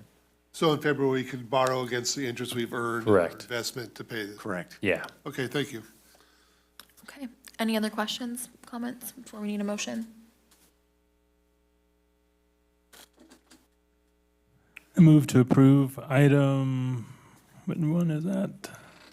8. 14.8, Certificate of Participation Reallocation of Funds, Resolution 2024/2025-17. Second, And the vote, Peter? Yes. Ken? yes. Shane? Yes. James?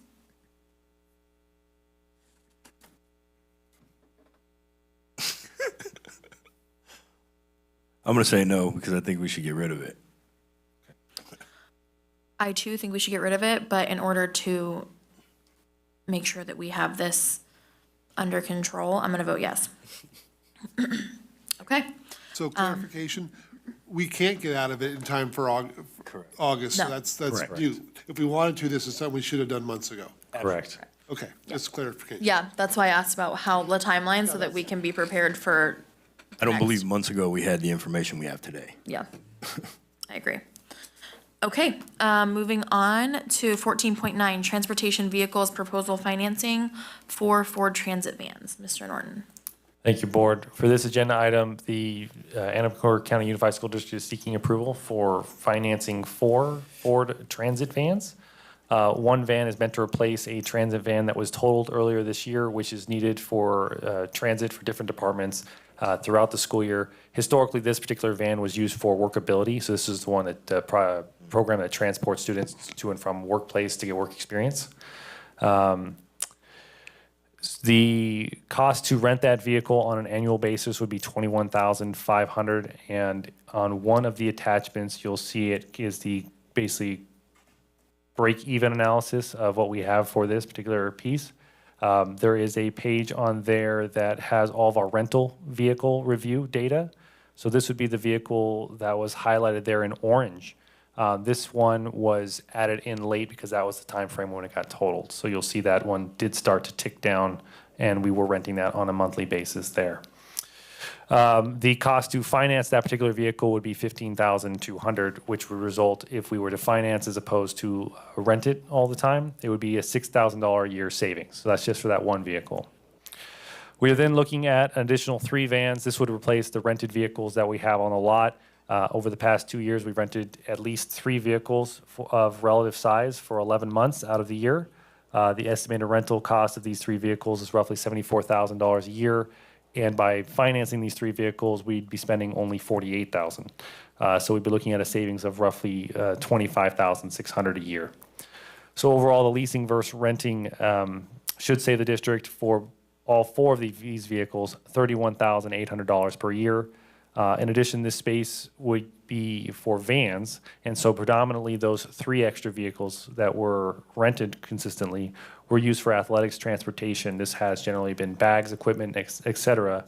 These vans would give them extra space to load those versus some of the Suburbans we had before.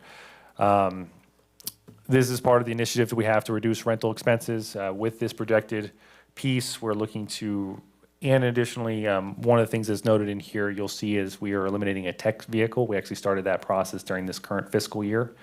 And so the resulting would be, we're going to spend $142,000 in rentals roughly this year. We're only looking to spend $48,000 next year now, if we move forward with this particular piece. So at this time, I'm available for any questions the board has, but I recommend we approve the financing of the Ford Transit vehicles. Okay, Peter? I again appreciate the effort at cost saving and the clarity of the numbers. My only question is, are we certain, or is transportation at least strongly confident, that we will not incur additional costs because of mileage? The reason I don't ever lease a vehicle is I drive 30,000 miles a year, and for some reason, people don't want to lease a vehicle to me when you drive 30,000 miles a year. So this is lease to own, so we would actually buy them out at the end, so it wouldn't, it's a $1 buyout is what we're looking at structuring. There were 4 different options proposed, all had buyout options at the end, but the one we want to go with is the one with just a $1 buyout at the end. Okay, thank you. Okay. So out of curiosity, the one van that got totaled, did we get an insurance payout on that? We did, actually, there's a fine print comment in there for about, it's $5,000, $5,256 was the offset, so we're going to use that toward the vehicles. Okay, and then I know, like, at graduation, we went back and forth from Argonaut to Amador in a Jeep Wagoneer, I mean, a super nice vehicle.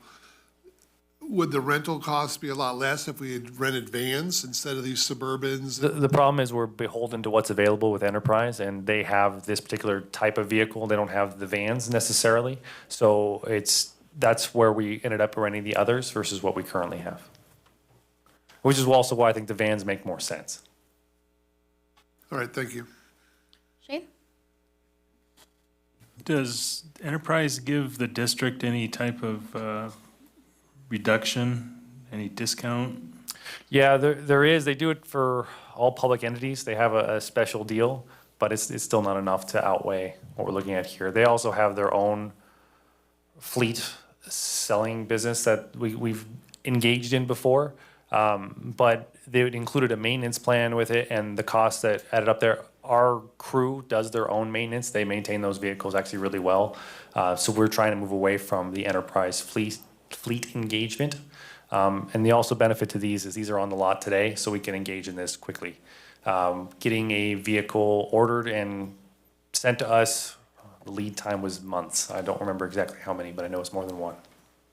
And I'm sorry, I think you mentioned it. What would be the main use of these vehicles? So the main use, and actually, if you look at the page 4 of the cost benefit analysis attachment, it does kind of show you by month what the usage was. I mean, I put either athletics or other. The other could be a department use, could be a field trip, could be a lot of different things. But predominantly these extra vehicles, 3 of them were for athletics. The one is a replacement one that was predominantly used for workability. These would be stored at the Transportation lot. transportation? Yeah. And then there'd be limits on who could check them out and just kind of like you do already? Yeah. Thank Yeah, you. they would manage all that. Okay, James?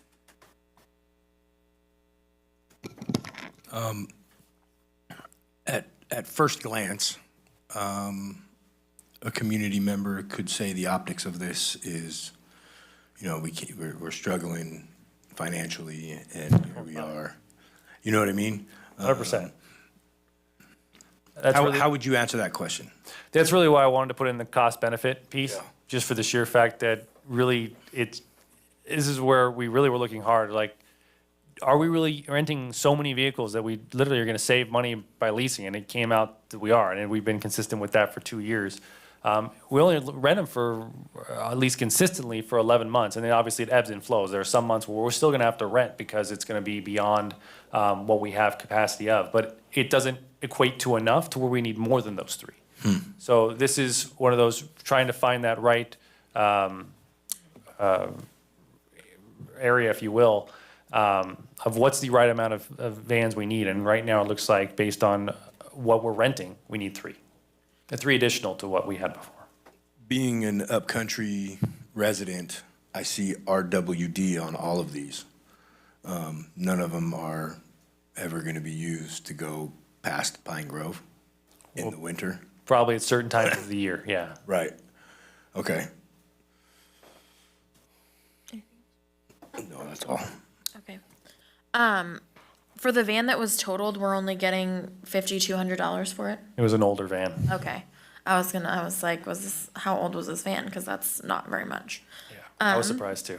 Okay. I was like, wow, what a great offset. All right. Okay. I don't have any other questions on this, so we would just need a motion. Motion that we approve item 14.9, transportation vehicles proposal for financing for Ford Transit vans. Second, And the vote, Peter? Yes. Ken? yes. Shane? No. James? Aye. I'm also a yes. Okay. We're gonna move on to item 14.10, maintenance excavator proposal, financing 1 Kubota mini excavator. Thank you, board. So this will be for financing one mini excavator Kubota. Holy cow, I can't even say this thing. It's a 5-year financing that we're looking at. It's a 0% interest lease. Basically, it's a dealer special that they have. The total cost of the excavator is $41,151.20. This would allow us to spread it out over 5 years, paying only $8,220 roughly per year for that. The reason we need this is the current vehicle, or the current excavator we have, is broken. So we are now down one excavator, well, the only excavator we have. And so we have some projects lined up in the summer that we are already lining up a rental for in case we need it. For the sewer line at Stony Creek, the Jackson L, running a new water line there, and retaining wall at the district office, and then many other projects throughout the year. They leverage this thing quite a bit in conversations with maintenance. The rental cost is $3,700 a month. We would need to rent it for 2.19 months to break even. And speaking with maintenance, they said they do use it considerably more than that. They said just throughout the year. So at this time, we are recommending that the board approve the Kubota mini excavator for the 5-year financing. And I'm available for any questions you have. Okay, Peter, No questions. Ken? So this excavator is equivalent in size to what we've been renting? Correct. Small. It is small. I looked it up online because I had no idea what it was. But your proposal right now is basically the same as the vans. Is the cost is, in this case, is offset, is to rent is more expensive. Yeah, right now we'd be looking to rent at least for 2 months for this summer for these projects. So this summer alone basically covers the cost of it.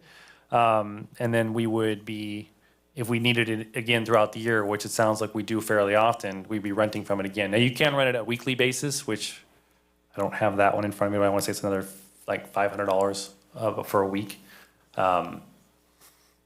But it does, through the math, if they're using it that often, then we would definitely pay for it considerably.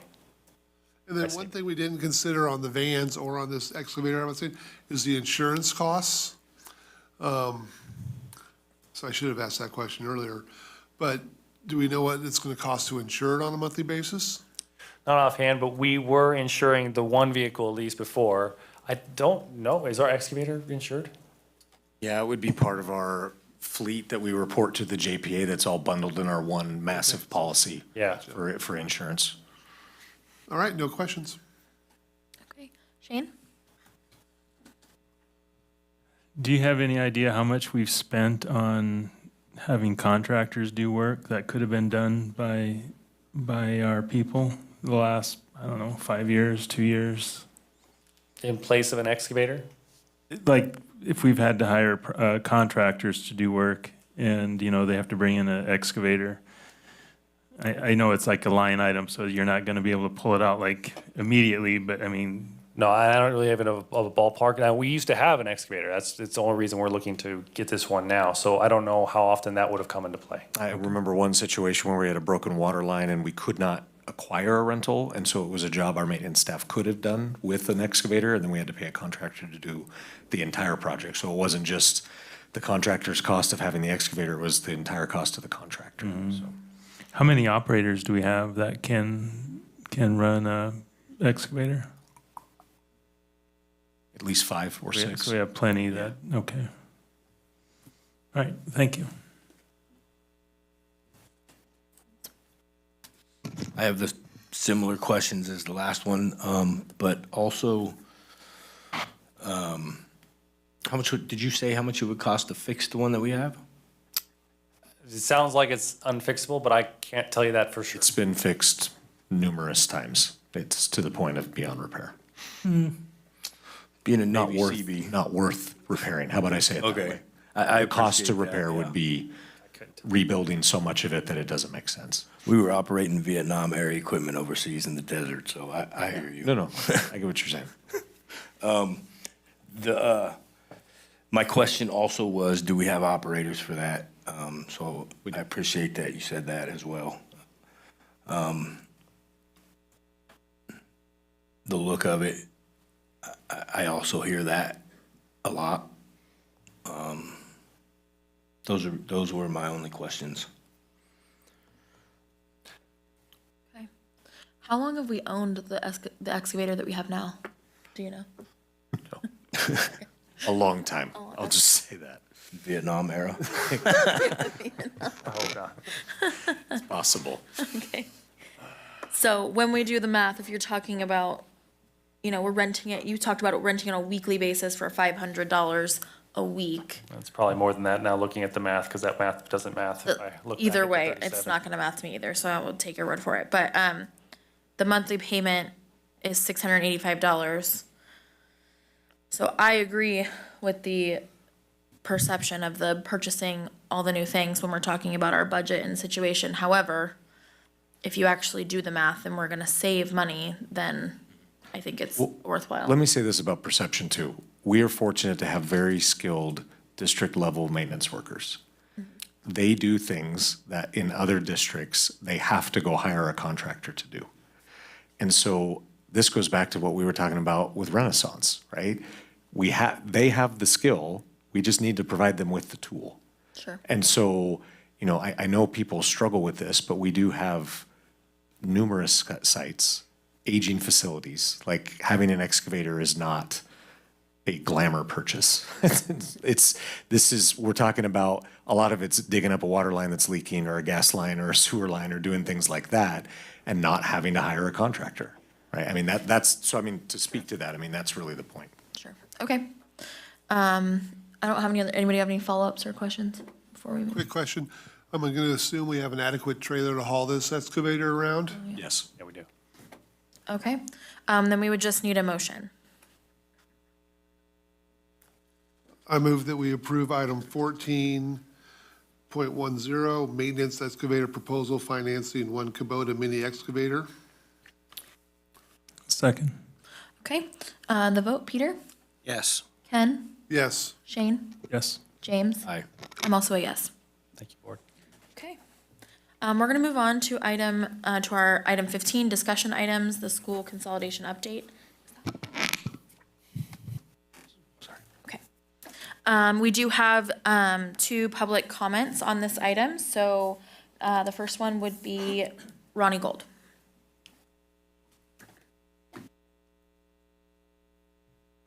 Hello again.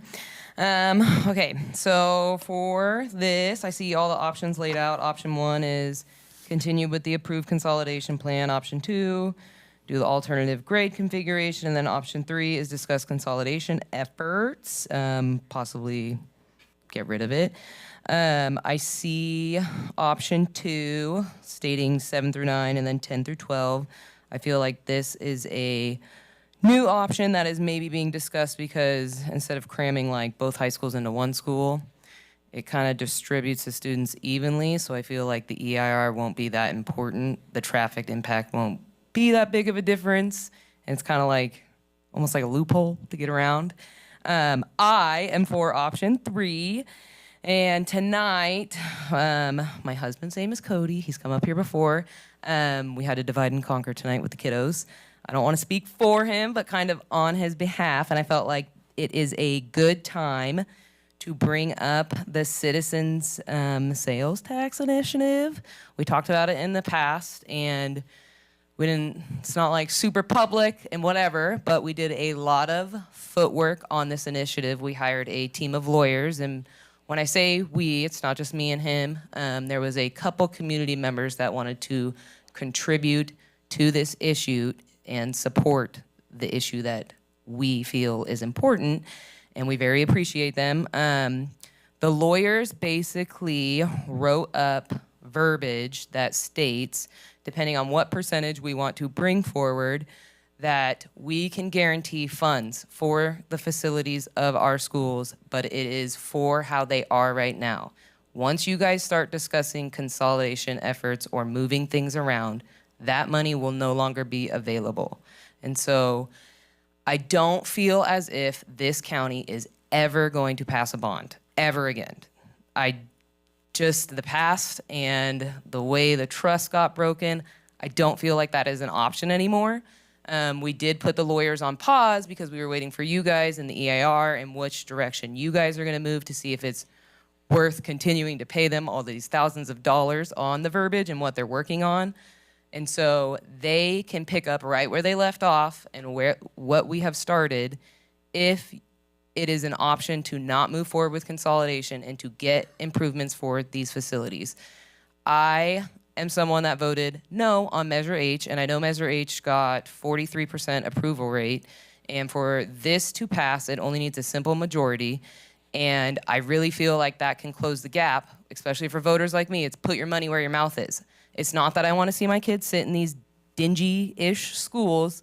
That's not what I want. I want to see the improvements, but I want to benefit not only my kids, the kids in my region, which is an I own, and it's a very large group, and for voters like me, it is put your money where your mouth is. If you vote for this initiative, you are voting for money for these schools.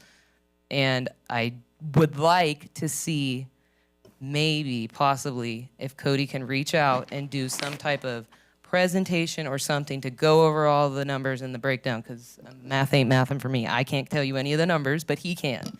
And so I just wanted to bring that forward and reiterate that's still an option. and it's still a thing. Thank you. Okay, we do have one other comment, Craig Baracco.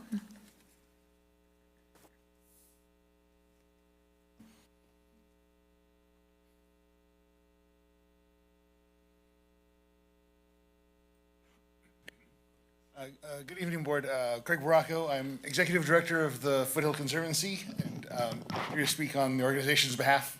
If you're not familiar, Foothill Conservancy is a local environmental group. We operate in Amador and Calaveras counties. About half of our program is devoted to local land use and related environmental issues. We were one of the commenters on the draft EIR when it was circulating, and just had a couple quick comments for the board tonight. First of all, Conservancy would like to acknowledge the effort that the school district has put into the draft EIR and the time and effort spent on the revisions being done and addressing the various comments of local jurisdictions, organizations such as ourselves, and private citizens, all who offered up comments during the drafting of on the draft document. The beauty of just doing environmental work is I can sort of stick to my knitting and just concentrate on environmental issues related to the to school consolidation. I can completely skip all the education and budget and other things that you guys are going to have to wrestle with through this process. But just a couple of issues that I wanted to highlight. One, and mentioned before, and it'll basically circle back, is that the primary, I think, focus of issue in the environmental review is traffic, particularly traffic at what is now Argonaut High School and would become the consolidated district-wide high school. You already have sort of a substandard road situation with Argonaut Lane, and you'll essentially be doubling staff and students at that location. Traditionally, when we do traffic studies and the like, it's a bit more of a abstract process, right? You build 100 homes. Each home you expect each home to generate, say, 5 trips a day. Commutes to work and trips like that. Or if you build a shopping center, it'll attract a certain number of trips per day based on the square footage. The traffic situation for Argonaut High School is very different in that you know exactly how many students, how many teachers, you know exactly what time of day they're going to be arriving. So it's actually a much more predictable and straightforward traffic engineering issue than you typically find in environmental documents. School districts typically don't have to do a lot of CEQA work, a lot of EIR work, unless you're in a district that's growing very fast or you're building a lot of new facilities. This is mostly handled by cities and counties when new development occurs, new subdivisions, that sort of thing is the primary CEQA work that happens in California. Sorry. Just one final point. We would urge that the district work cooperatively with other jurisdictions. There's a lot of things especially in the general sort of greater Martell, Sutter Creek, Martell, Jackson area, Sutter Street Extension by the city of Jackson, the Wicklow Way development project, which could extend Wicklow Way all the way to Stony Creek. These things will have huge impacts on the traffic situation in and around the Unified High School if it goes forward. And we just urge the school district to work cooperatively to address those issues with other jurisdictions. Thank you for your time. Thank you. So we will get into the item. Mr. Critchfield. Yeah, so this is more just of we've had a lot of time as we've been waiting on the EIR. So, tonight I just laid out some of the main considerations that we need to moving forward. The goal in having this as a discussion item this evening is to then seek input from the board on information they would like moving forward and, future discussion items as we go through this. Just as a reminder, we are still sitting on a resolution that was passed by the board in May of 2022 to consolidate our schools, which included school closures. That was part of that resolution. No resolution of that nature is set in stone. right? And so I just want to make sure to acknowledge that, because I have, had people say, well, because the resolution's passed, it's happening no matter what. Well, that's not accurate. That is not set in stone. It is the current resolution. It is the current direction of the board. Even if you're new to the board, you adopt resolutions that were already passed, even if you did not vote on said resolutions, and which applies to a couple of our board members as well. And so again, just with the timeline with the draft DIR, the board approved going back and doing further review of traffic, water and sewer, and biology. Those studies have wrapped up and are in review. One more extra comment to traffic and working directly with Caltrans, as is no secret, the focal point has been where Argonaut Lane connects to the state highway, which is actually 88 and 49 at that point. And so we have done a pre-review with Caltrans as well. So they have all the information of our extended traffic study prior to this going out into the draft DIR, just to seek more input in working with Caltrans. And so with the draft EIR already had its public review, what will go out is not the entire EIR again. It will be any sections that have had substantial changes made to them. And so I believe right now we're looking at about 8 sections in the draft EIR that will be recirculated. Our tentative timeline is here in the agenda, where we hope to go public with that July 24th. And there's a statute for how many days that needs to be public, so that will go till September 8th. And then anticipation of bringing the EIR for board consideration and certification at the November 12th meeting. So that's the first part. The second part is to just be transparent and honest about where we're at. As we know, the board approved this in May of '22. It is also no secret that with inflation, costs have gone up. I'm going to say it right now. Option number 1, which is the current plan, is a stretch financially to make it happen with the COP that we already discussed this evening. Option 2, that was listed tonight, is something that the board really didn't have too much discussion about. I think it was discussed a little bit, but I don't know. Someone's going to go back and look at the recording and might correct me, but that goes all the way back to 2022 when it was discussed. But I don't believe the 7 to 9, 10, 12 model was given much consideration at the time. I do think it is a consideration that needs to be looked at further. Of course, I'm seeking board input. There may be individuals who have thought about consolidation as much as me. I don't know if there's anyone that's thought about it more than me. And so at this point in time, this is my brain dump on these are essentially what I feel are our 3 options. To look at to continue with the current plan, look at one alternative, not a bunch, or discontinue consolidation efforts altogether. And so that's just the almost a reintroduction, as we have not discussed it too much in the last several months. And I know you will have comments and questions and input on where you think we should go. So I just want to open it up for discussion. Okay, so we'll just start with Peter. So fun to go first as the new guy. I sat there too. Yes, once upon a time. So I do appreciate the fact that you have chosen, Mr. Critchfield, to include for consideration option number 2. Now, I know to some degree I am biased, having grown up in another state in Utah where I attended a 7, 8, 9 school. And somehow I survived, and I'm here before you.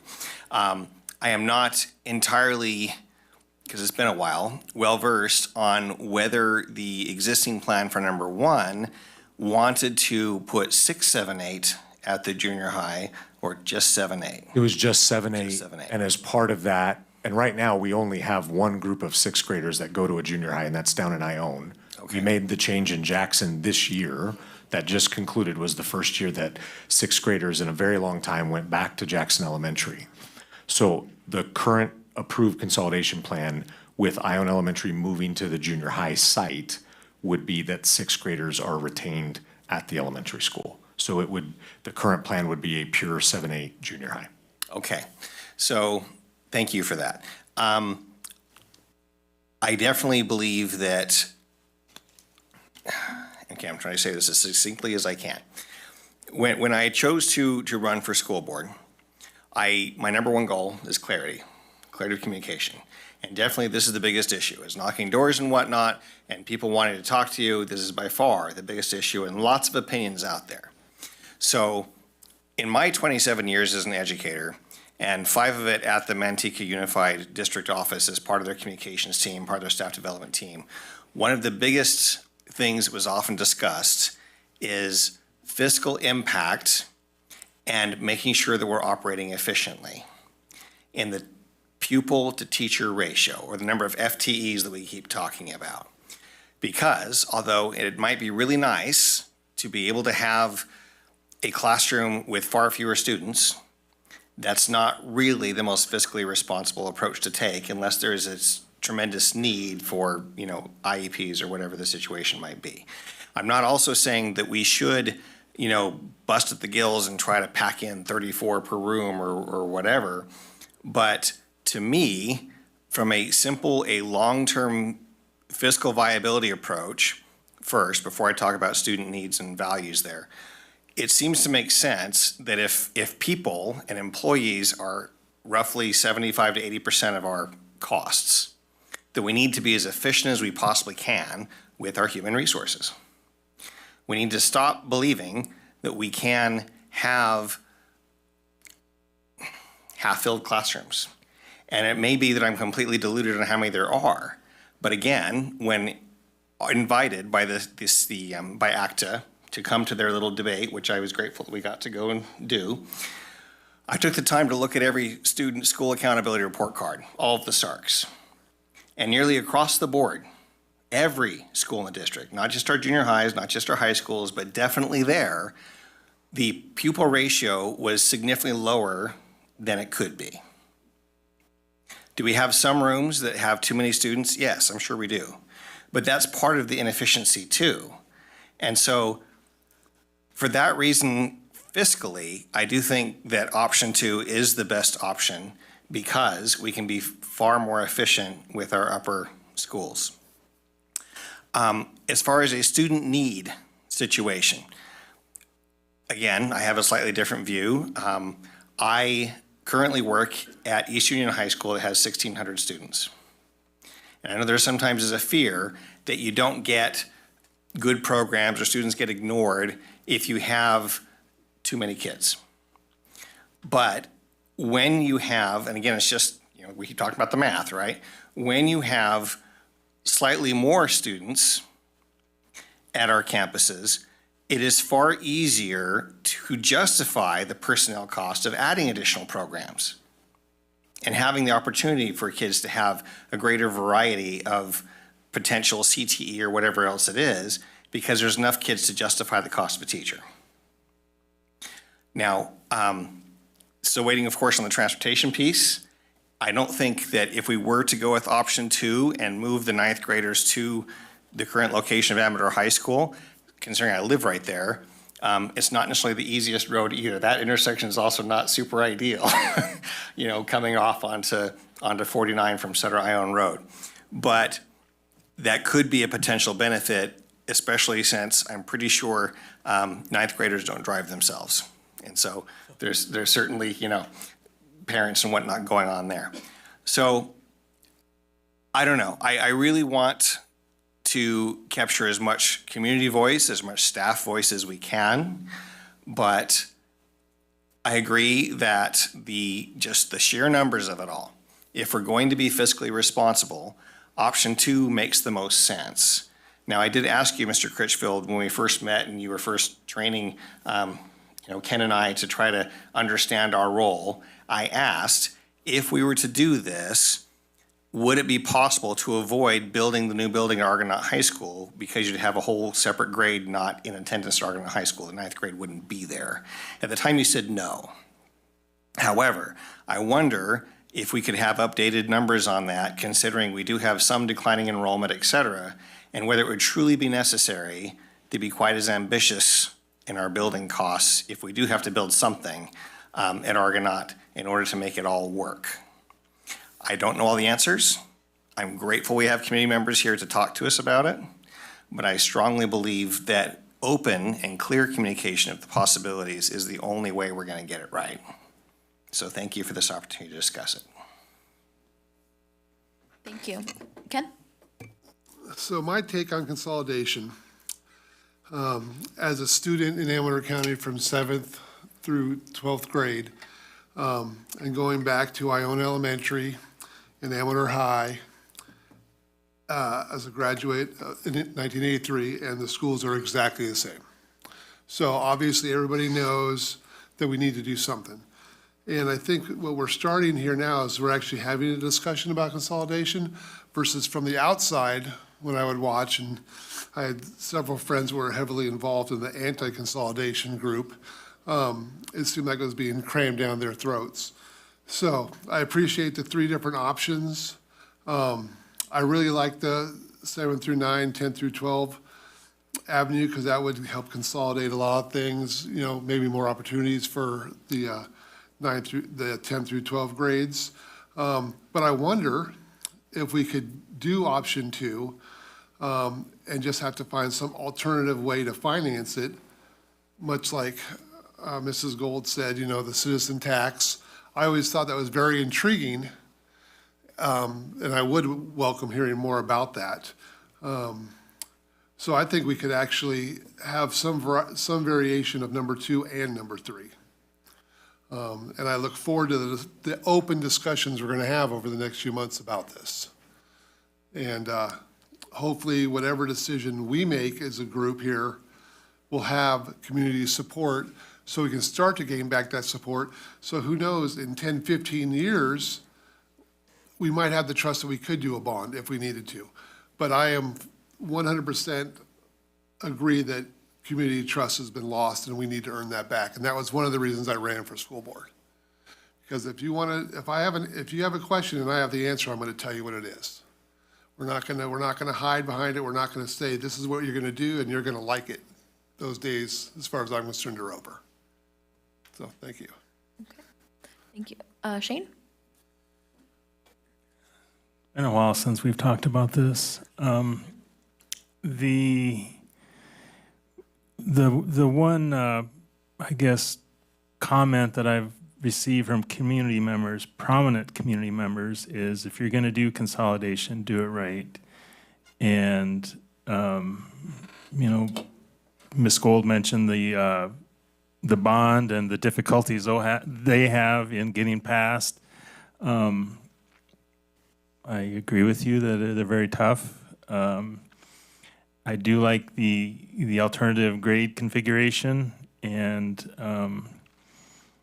I think that it would be good to get some data as far as what that does to funding for various programs, like for our agriculture programs or whatever other programs we have, where we're not splitting the same programs into 2 different areas that are 10 minutes apart.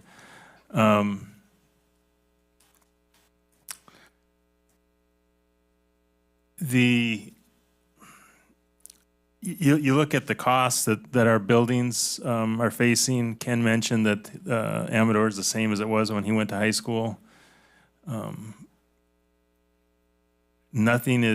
Over time, nothing is improving by just leaving it alone, and we're coming to a point that, you know, might not be this year, might not be next year, but soon down the road, we're going to have to make a decision on some of our facilities. And I don't think any of us up here have an agenda. And it was said that could be, this second option might be a loophole. I remember it being talked about as, you know, brainstorming. Another thing that stuck out was when consolidation was, you know, the hot topic and people were pretty upset about it and always come to voice their displeasure. I would get emails from parents at home that they would say their kids started college in the hole because they weren't able to take a class because the class wasn't offered because there wasn't enough people to take the class. And I think our students deserve better than that. And if we're able to do something like that alternative grade configuration that improves those chances, I think we definitely have to consider it and present it. And not saying that's something that should be shoved down anyone's throats and try to force it on anyone, but I think we really need to dive into it. You know, the option one, currently the approved consolidation plan, I've heard in the past that people say, oh, what a waste of money. Well, we'll have an EIR in our pocket, so when it ever needs to be looked at, we don't have to do it over again. So, you know, think of that as it's in the bank, and if it's needed, whenever that is, it's there for our use. I always felt a little bit uneasy about spending the money to build one classroom and then trying to fit around it. So I'm not sure that I would be supportive of the current plan. Also depending on what our EIR starts. Also look at, there was discussion about the Wicklow Way development. You know, supposedly that's supposed to be somewhere kind of starting, I'm not sure what the stage is. I don't know if you've talked with anyone there, but it was mentioned earlier in the year or something. There still isn't a developer. So, I mean, as far as a timeline on Wicklow Way and that development, I mean, I don't think there's a timeline. Yeah, and so that's what makes me think like this alternative grade, you kind of ease into the consolidation. I know people are very protective of their sports teams and you know, they don't want to lose the big game. But I think at some point, everyone knows each other. All these players know each other. They all went to school at some point, it seems like. It's not like, you know, we're in two different states. Everyone's basically friends with each other. So anyway, I really like Peter and Ken. I'm supportive of diving into this alternative grade configuration and seeing what the benefits are, seeing if what it does to our budget for our facilities, and also, you know, what impacts the EIR would have on that. So I'm fully supportive of getting more information on that. James?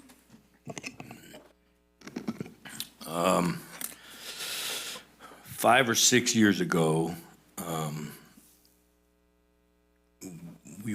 the district was in a situation, and I remember bringing up a form of consolidating. I don't think consolidating was the term, but a form of combining something of the two high schools at the time.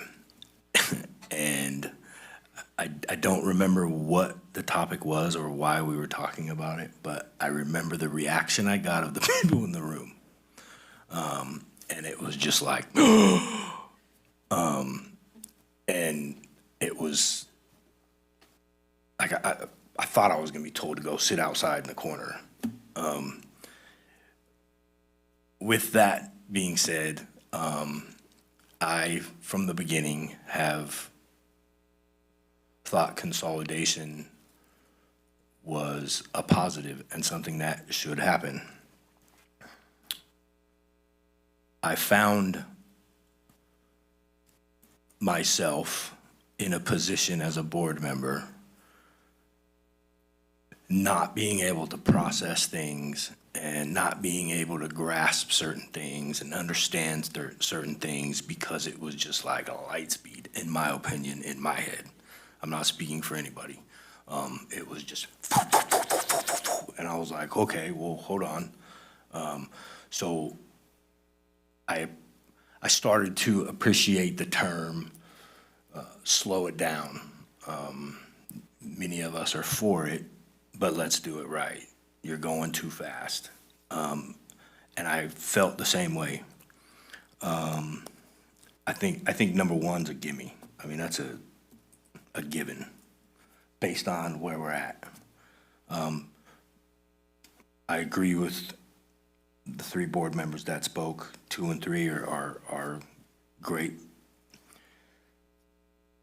starts to figure out what we're gonna do. I do remember the modified structure being discussed, not in depth, because we were on that racetrack, maxed RPMs, burning, trying to go.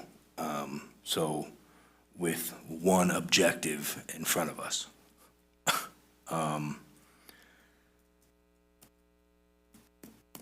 Again, I really think that it should be done, but done correctly.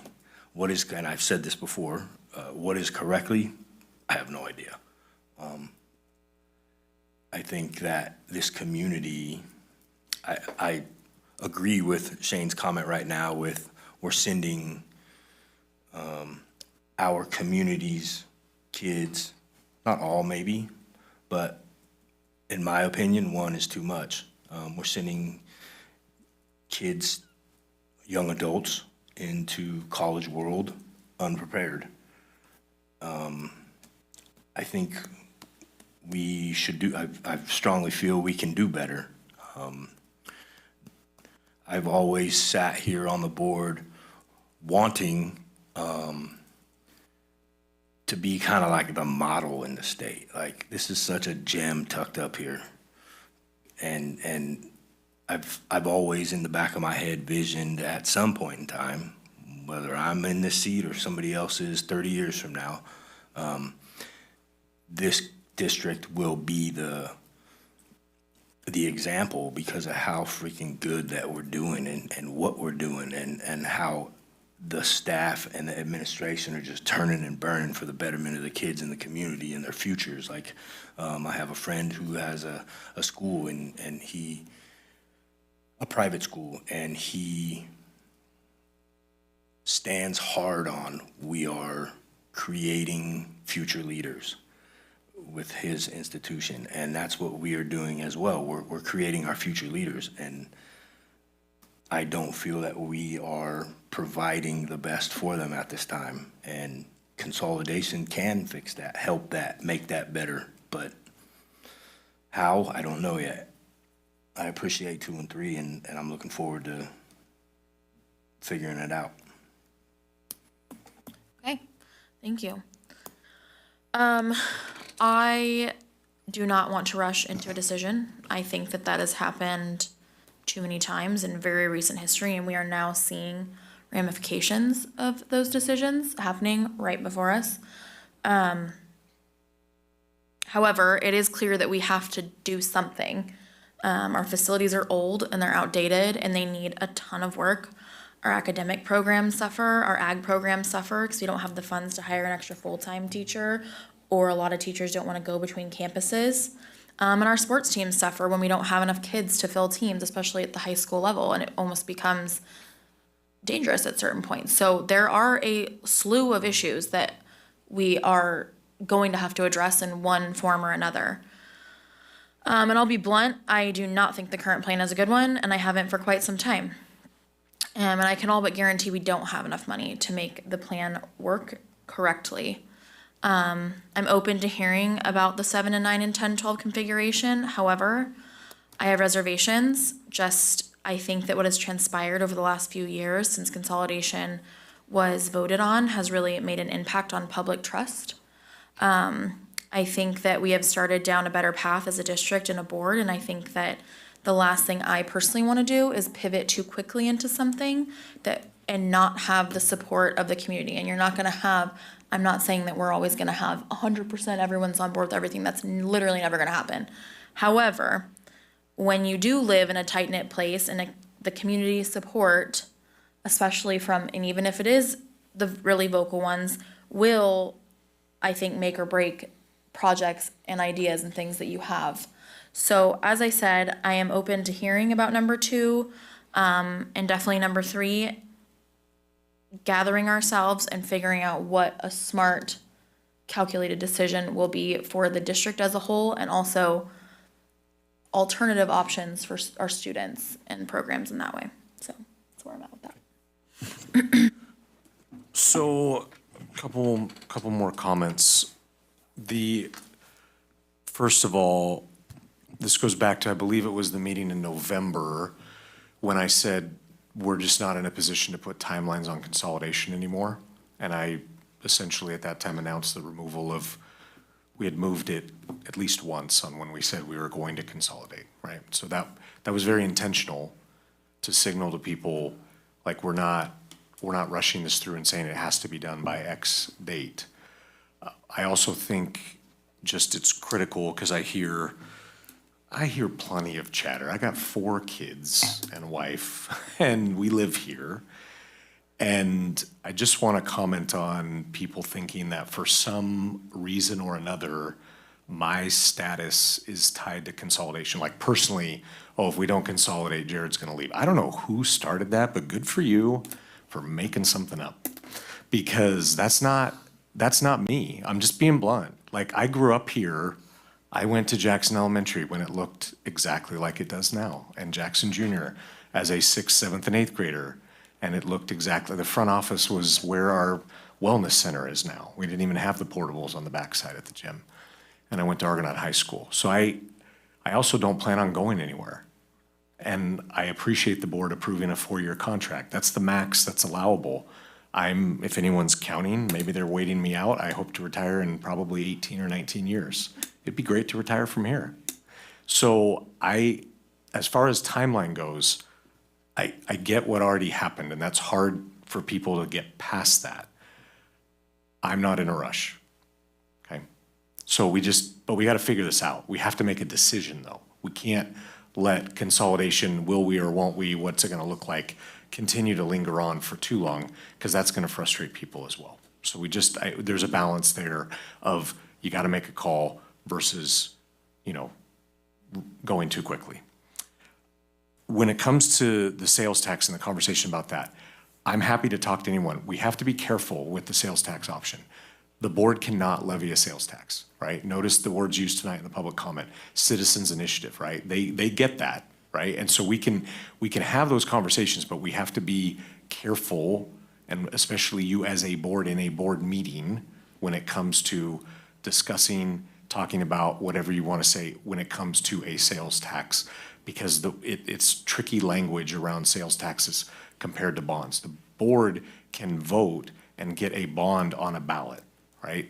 The sales tax rules are totally different. So I just want to say I'm open to talk to anybody who wants to talk about sales tax or other options. They're always welcome to come and meet with me.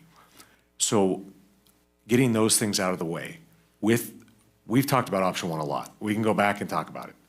Option 2, what are some of the things that you would like to dive deeper on? Because we're more high level tonight, right, this conversation. So what are some of the things that you would like to dive deeper on with option 2 and option 3, which is status quo?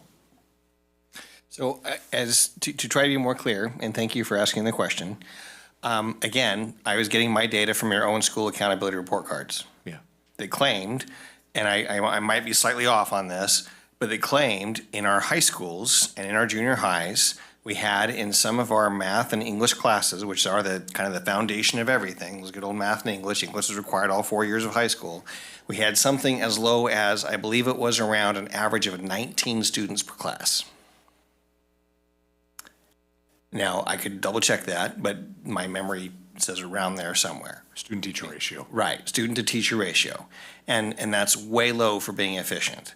So my biggest request is, can we have, if we're even going to consider option 2, can we have an updated study of what that might potentially, or just rough numbers, something, what that might look like as a teacher per pupil or pupil per teacher ratio at a 7, 8, 9/10, 11, 12, and what condition are the rooms in at those 2 schools?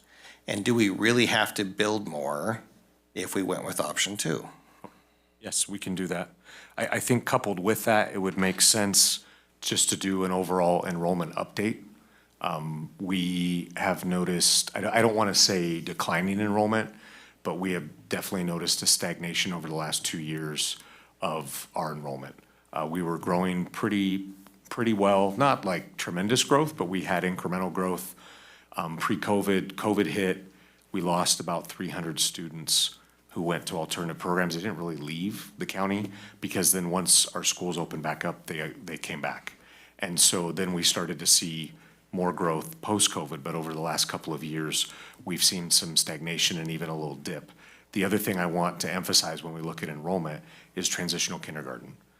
Next year, we're finally to a point where all 4-year-olds are eligible for TK. So there's been a little bit of, in the statistics, you can be misled very easily to think, oh, our enrollment actually has gone up a little bit or stayed the same. Well, more kids have become eligible for TK every year for the last several years. So TK enrollment has grown, but our K-12 enrollment has not. And so I think it would be good for the board to see some of that data to better see that, because a lot of times you just look at the total number of students in the district and it's like, oh, we went up by 20 students. Yeah, but TK went up by 40. So our K-12 enrollment actually dropped by 20, right? So those are some other considerations I think that like feed into this data, Peter, that you're asking for with enrollment. Is that okay to have that as well? Okay. We also are at 9:30, sorry. Okay. So we need to vote. Can we just get a motion to extend the time, probably what? An hour? We'll just do it an hour, so we don't have to keep doing it, please. Make a motion that we extend the meeting an hour. Second. The vote, Peter? Yes. Ken? Yes. Shane? Yes. James? I'm also a yes. Okay. Okay, what else?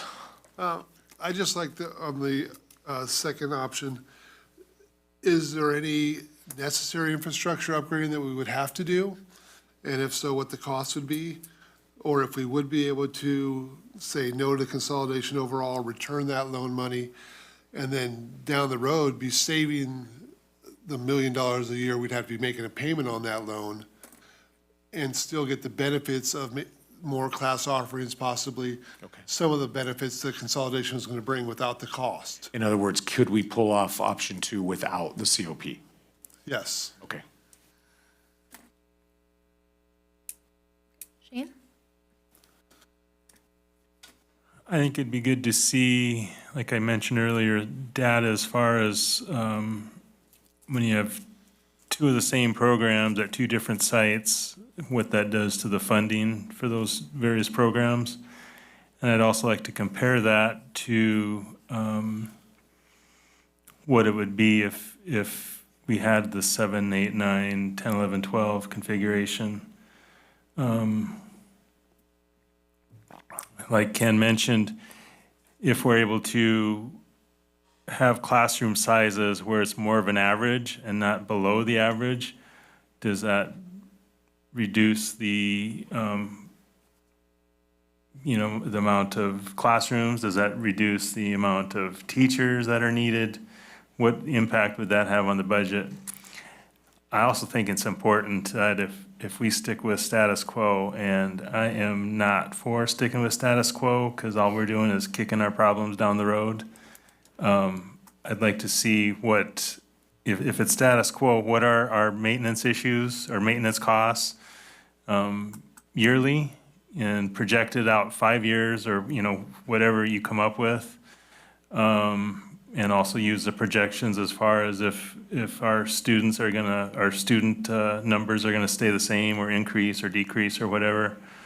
I think it'd be good to compare the budgets for both options to see what, where we're gonna get the most benefit. Thank you. James? I had a couple clarifying questions that I should have asked before I started talking about how great the community was. You said you talked with some entities, Caltrans, et cetera, right? I didn't hear you say ACTC. Did you not speak with them? So when I did meet with ACTC earlier in the fall, had a good meeting, and then they weren't going to do a pre-review. That wasn't something they wanted to do. They're just gonna, when we republish, they will make comments and we'll work with them from there. Not in a bad way, just to, that's gonna be their Good to approach. hear. Yeah, working with them is really what I think I needed to hear, I guess, based on what we've gone through in the past. Yeah, I haven't worked with them actively in the last several months. It was a meeting several months ago. I don't want to give that impression either. This is because out of that meeting was, well, we want to wait to see how the new study comes out and the revised draft EIR. So there wasn't really any acknowledgement of needing to work together right now, waiting for the study to complete and then going from there, if that makes sense. Okay. And forgive me, because I was just scribbling stuff down, trying to remember. You had mentioned the EIR is only going to be put back out, or only 9 sections are going to put back. Yeah, I'll have Out to of get back how to you on the many? amount. I think it was about 8. I'll get you an exact number. And but out of how many sections? Oh, goodness, I'd have to go back and look at the report. So then is it fair to say it's a small number that's being represented to us? I don't know about a small number. It's the sections that got all the attention. I mean, there are some sections that didn't get a whole lot of attention. Okay. So, I mean, it's the headline sections, you Okay. can call it. Okay, and then I wanted to ask, Mr. Gale, what did you mean by, classes are too little to be efficient? What does that mean? I don't work in education. Okay, so Because growing up, I've always been told, I've always been in the classes where there's a few of us to one person. Right. Which is what was best, so to speak. now, okay, so the word efficient, I guess another way of putting it would be maximizing our dollars, right? And so myself as an educator this past year, for example, I taught 3 regular English classes with anywhere from 30 to 34 students per class. I taught a 4th class that was English language development, where, because it was a very focused class of seniors who they just, admin made the choice, and how the different, demographics matched up, right? Where I had 10. And you might think that a 10-person classroom is gonna be amazing. No, it's not. It's really, really not. Now, I can't speak for kindergarten or some other grades or special ed where there's that need, right? Where there's a need for greater adults or more time per individual. There is a different energy for typical classrooms, right? Again, ELD is kind of needs some special extra attention. A different energy when you have the right sweet spot of students. Now, again, I'm not saying that I think we should try to ruthlessly maximize our classrooms and have whatever the contract is, let's just pack them in there and, that, I'm not saying that either. Okay. I just think based on our own school accountability report cards, we're not being efficient because we are not utilizing what our educators are capable of. We can provide all that data to the board because the contractual maximum of what we would refer to as student contacts for a high school or a junior high teacher is 180 students for the school year. So they teach 6 sections to be full-time. That averages out at 30 per classroom, per class.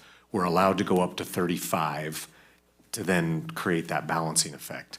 We have plenty of teachers that had 120 kids this year, 125, 130, right? And so that's what he's speaking to with efficiency. We're not talking classrooms of 40 kids. We're talking about those ratios. When the FCMAT report comes out, which Robert mentioned earlier, because that's part of our fiscal stabilization plan and everything else, there will be a lot of things in there. I can guarantee you there will be one thing in there. They will say, your student-teacher ratio is way too low. You need to have more kids per classroom to be more fiscally responsible. And so that, I think, in conjunction with what Peter said, is what you're referring to. Okay, thanks. Yeah. I didn't want to assume. Does that make sense? It does. I appreciate the explanation. And as far as my questions to clarify, that's all I got because Okay. I'm going to stick to, you guys are the professionals, Okay. right?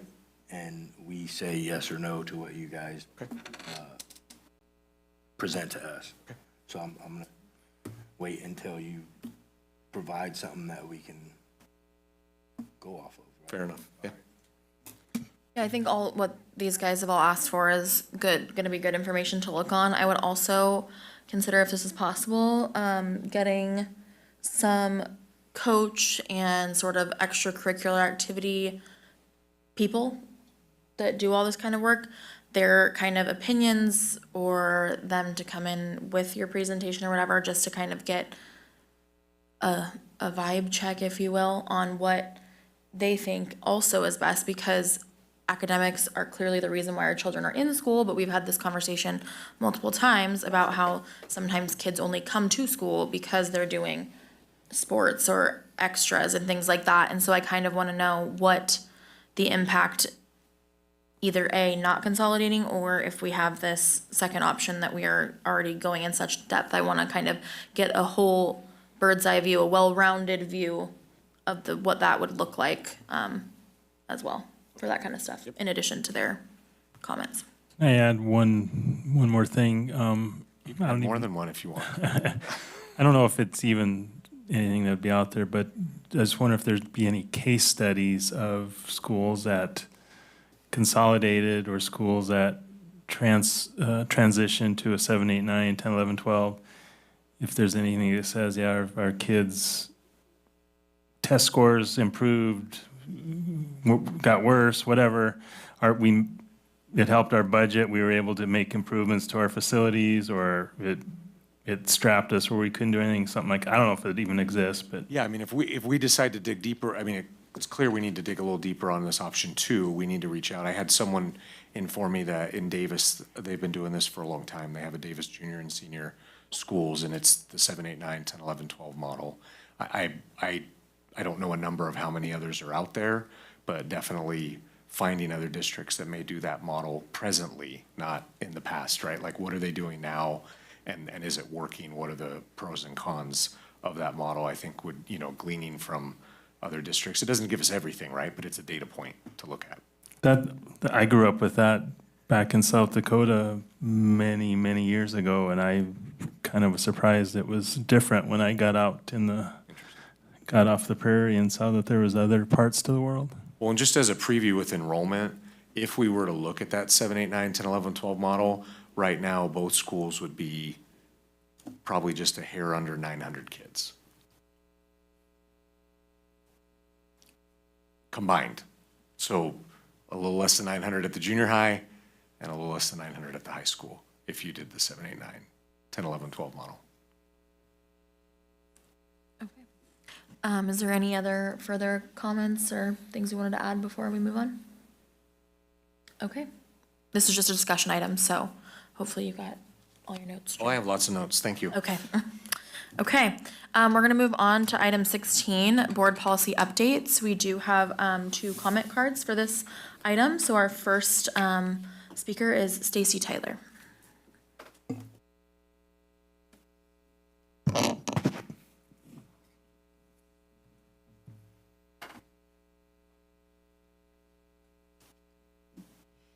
Board members and district employees, thank you for your time and for giving me the opportunity to speak today. I wanted to talk about these 2 matters. It's the 5,000 and 6,000. And the first thing I wanted to ask you all is whether you actually read them.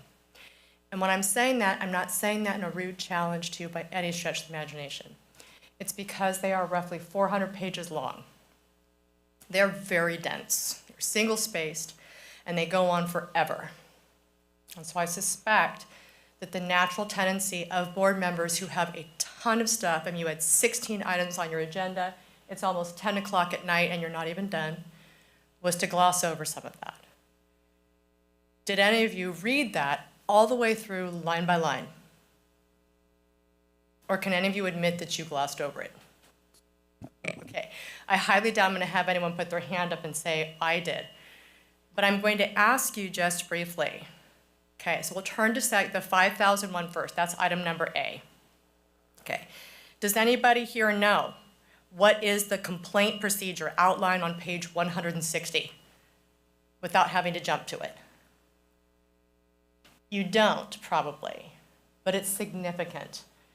And the reason it is that we just had an executive order issued by the President of the United States on January 20th of this year that specifically prevents the kind of conduct that is expressly required by this document. Okay, so I'm just going to read you very briefly a portion of that executive order 14168. Quote, ideologues who deny the biological reality of sex have increasingly used legal and other socially coercive means to permit men to self-identify as women and gain access to intimate single-sex spaces designed for women. This is wrong. Now, whether or not you agree with that ideologically is not the question. The question is that that's the law, okay? That was issued in January, and I understand from looking at the dates on this, from the last time this was updated, was that this update precedes the executive order. It also precedes the May 13th, 2025 decision by a federal court in this state based on a San Diego County ruling. And what that was a group of parents who challenged content that was not in a sex education class, but another required part of the curriculum that specifically brought in gender ideology into the curriculum. And the parents challenged it, and they won in court. Now, part of what you all have been talking about today is the very limited resources that this county has and that the school district has. And we as parents who have children in these schools are fully aware of this. Things are stretched so thin. So in light of that, I would presume the last thing you want is extensive civil rights litigation brought by parents whose rights are being trampled upon when the law is so clear that that's not acceptable. And there is already a decided court case telling you it's wrong. So now I'm going to go to the specific portions that are problematic. Excuse me, Ms. Tyler. Yes, sir. Your 3 minutes are up. May I please have a little bit more time to speak, board member? Is there a There would have to be a motion. Are you almost finished? I can just briefly now, short answer to your question, yes. I will briefly point out the specific portions of the document that are problematic. And I would respectfully request that a board member make a motion to allow me to speak for another minute and a half. I move to approve a minute and a half of extra time. Second. Peter? Yes. Ken? Yes. Shane? No. James? Yes. I'm a yes. You have a minute and a half. Thank you, ma'am. Thank you, board members. So I'm going to turn your attention to page number 160, where it says issues unique to intersex, non-binary, transgender, and gender non-conforming. It specifically says what gender identity is. Later down in that page, it goes on to say more about that. It also requires not just students, but also the members of the staff to address a student by the pronouns that they self-identify with. And here's an important thing. If a staff member, not just a staff member, if anyone, blocks a student's entry into the restroom that corresponds with their own internal decided gender identity, that person is subject to discipline, very serious discipline. Okay. It also says that the compliance officer will simply accept a student's assertion of their gender identity and treat the student consistent with that gender identity.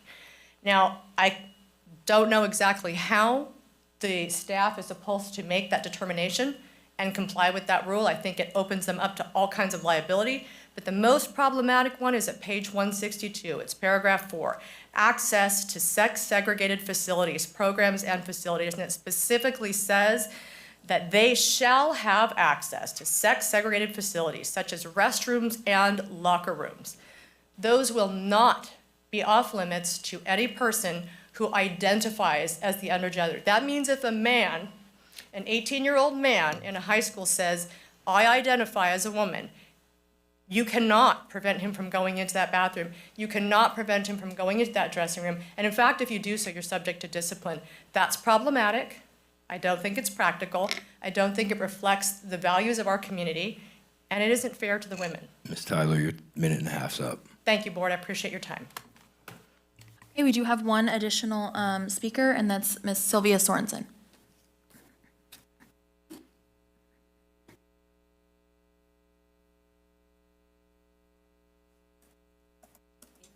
Hello. Okay, hello, Board of Trustees, Mr. Critchfield, Cabinet members. Thanks for letting me speak so late this evening. I'm speaking, or I'd like to address the concern regarding also the global adoption of the board policy. This is the 6,000 series instructions. In regards to the regulations 6142.8, comprehensive health education on page 20 and 21. I also hope you guys read the whole 200 pages. In paragraph student excused from health instructions, it states that students, parents, and guardians may request in writing that a student be excused from the instructions in comprehensive sexual health education and HIV prevention education. Okay, that sounds great. Was very recent, personal to me, because I did do the same for my daughter. She was in 7th grade, and I did not wanted her to listen to all this nonsense. But here is the loophole. At the very next paragraph, makes clear a parent may not opt his students out of gender identity, gender expression, or sexual orientation in any other subject except sex ed. In other words, the district is admitting this type of indoctrination will occur in other non-sex ed subjects, and parents have no resource. Okay, my question to you, how does that further parental rights and involvement in our children's education? This is super concerning to me, very personal as well. Like I said, I have a young daughter, and I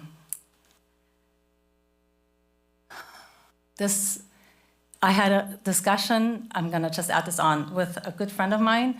I value other people's opinion very much and love to have healthy conversations. She was saying to me, don't you think they have their phone, they have social media, they talk to each other, they find this information out? Yeah, of course they do, I know that. That's not even the point. The point is that this is all being normalized in public schools.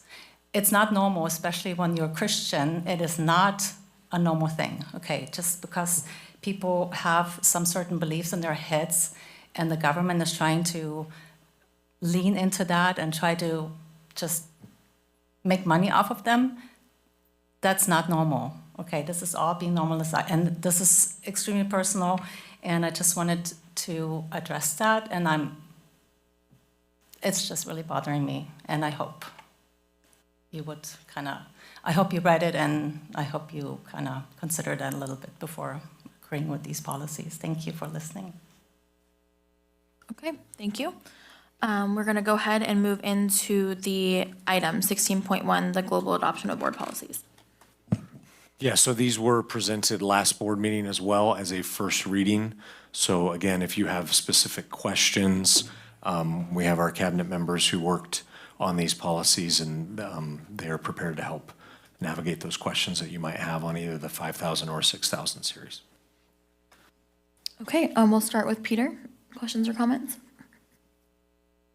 My only question regarding some of these things, being an educator myself here in California, is these documents repeatedly cite as the reasons for their inclusion California Education Code. And so, if I understand correctly, as a lifetime educator, that is something that these policies are meant to do, is bring us in compliance with current California Education Code. Is that correct? For the most part, yes, that's a huge part of the policy work. Okay. And so if there's ramifications or disagreements between the federal and the state level, we are striving to be in compliance with the California Education Code. Yeah, and at this point in time, we have the federal administration and our California administration obviously at odds over so many different things. And I would venture a guess they're not going to come directly at Amador County right now. They're fighting at the state level and the federal level, letting these things sort out. And again, these are global adoptions, and they are always open to being revised or changed based on the changes in California Education Code. Thank you. Okay, Ken?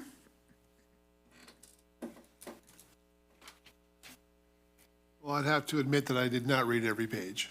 Yeah, it's a lot. It is a lot. And I think there were some good points made by both speakers. So in regards to the 5,000 series, if I heard right, there's been laws passed in California recently that would make part of the 5,000 series incorrect as it's written. I don't know if that's correct or not. So I would request to have, Yeah, I think we have Patty and Adrian over here who did a lot of the work on these.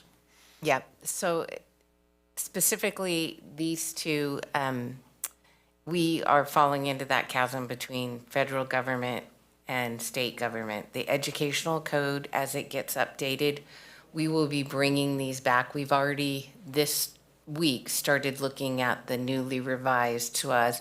The federal government laws change, then that triggers change in the ed code, that then triggers change in the board policy.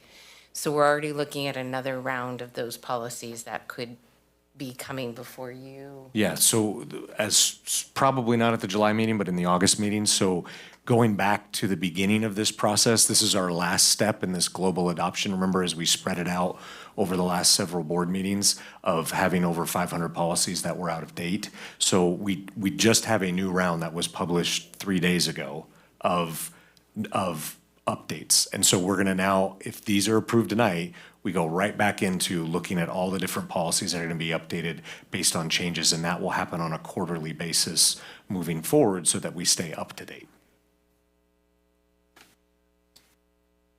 so we could vote to adopt them tonight, and we would see upgrades over all of the ones that we've approved over the last 3 board meetings as they become current, or is it gonna be? Well, the quarterly updates are more digestible, right? Because these are global adoptions, so you're not gonna see at the quarterly updates 400 pages of board policies that we're asking you to vote on. It's going to be more a handful at a time that we can dissect more. This process that we went into going back several months was, we were so far out of compliance with all of our board policies, we had to do something a little bit more drastic to get us back and then get back into the routine of quarterly updates. I guess my question is, the quarterly updates will cover all the series? They can, whatever laws or things change or recommendations, it can be any of these series that could be updated. So what we're doing tonight is just trying to clean up our books and get in compliance so we can move forward with, just updates as they come along. Correct. Thank you. Shane? When it says global adoption, is that just for the state or? No, that's just because we're doing the entire series. Okay. That's the reference. Is Which there- again, I hope to not do again. Like, this would be the one time we do this. Can it be assumed that these policies are pretty standard throughout the state? Yes. And likely, not sure if you even have an answer, likely they're probably close to being standard throughout the country? Definitely not throughout the country. No. No, because these are, the majority are based on California. Oh, so Education Code. they reference? Yeah. Okay. Well, I guess I should say typical. Yeah, California sometimes doesn't have anything that's typical, but. No. Okay, that was all I got. Thank you. James?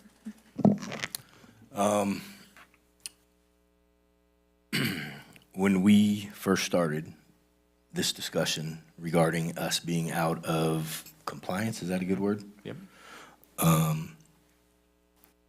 What is happening was one of my main concerns. I think I brought it to the attention of others.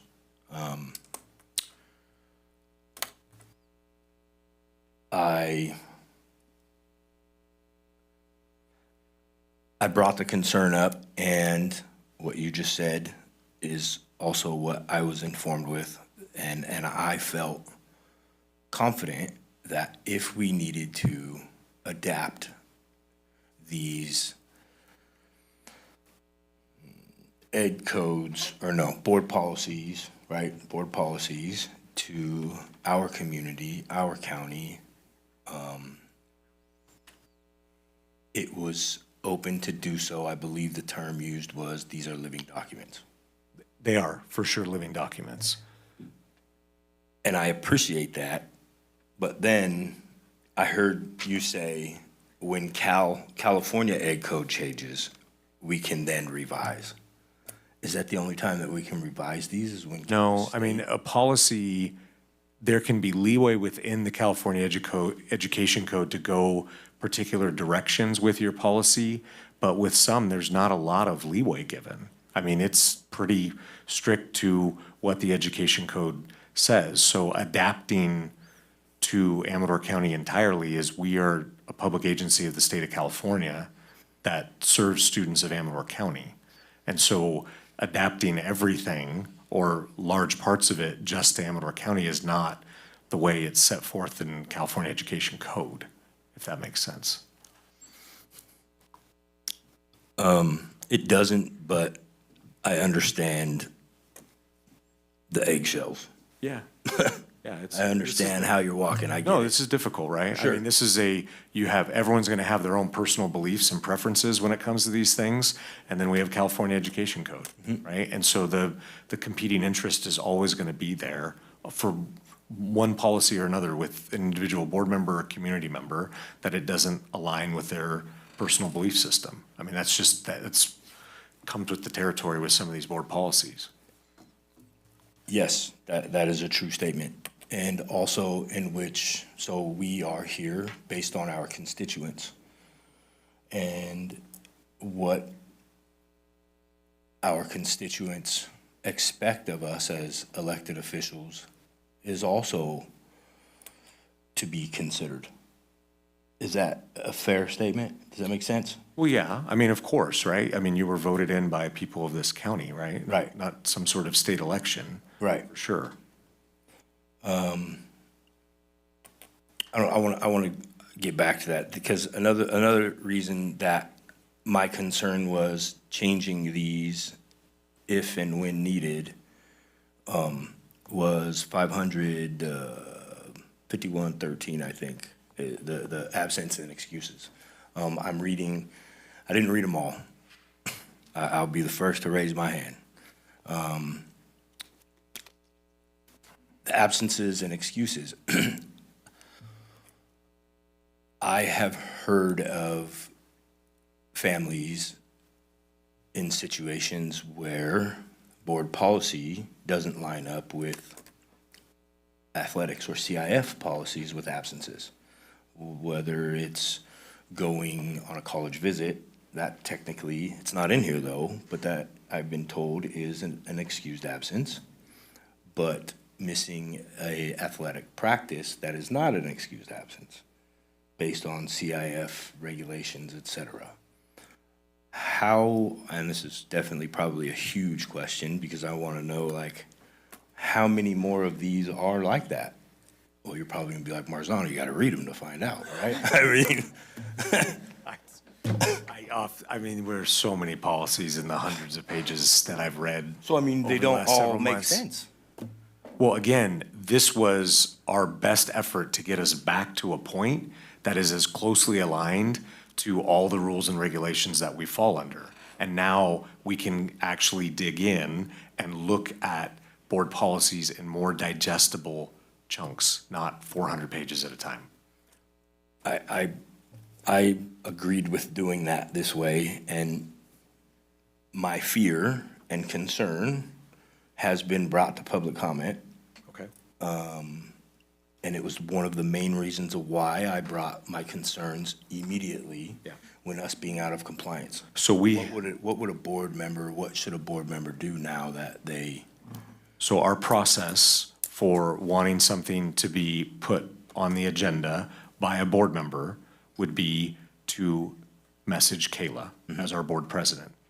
And then Kayla and I will discuss from there and look at we have in our board governance handbook, the process of how we look at, do we put something on the agenda or not?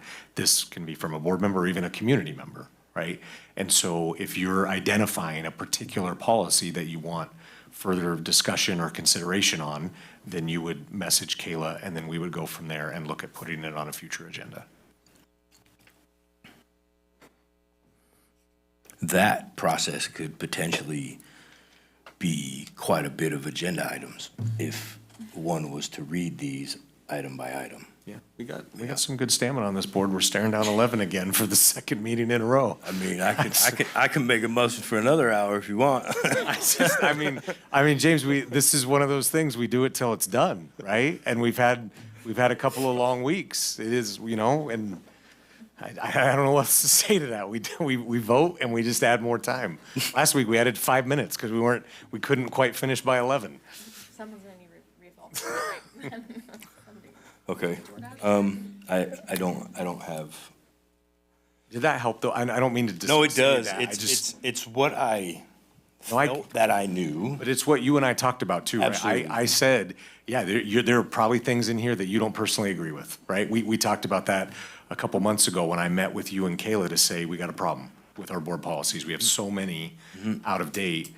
If they're doing quarterly updates and we try to in little bits and pieces catch up, we're gonna be constantly chasing after this because it's just like, oh, we do a little bit and we catch up. Oh, here's a quarterly update. Some of the stuff we thought we caught up on, now we have to redo, and we're still behind on the other stuff, and we just would keep chasing our tail. And so that, again, it's not.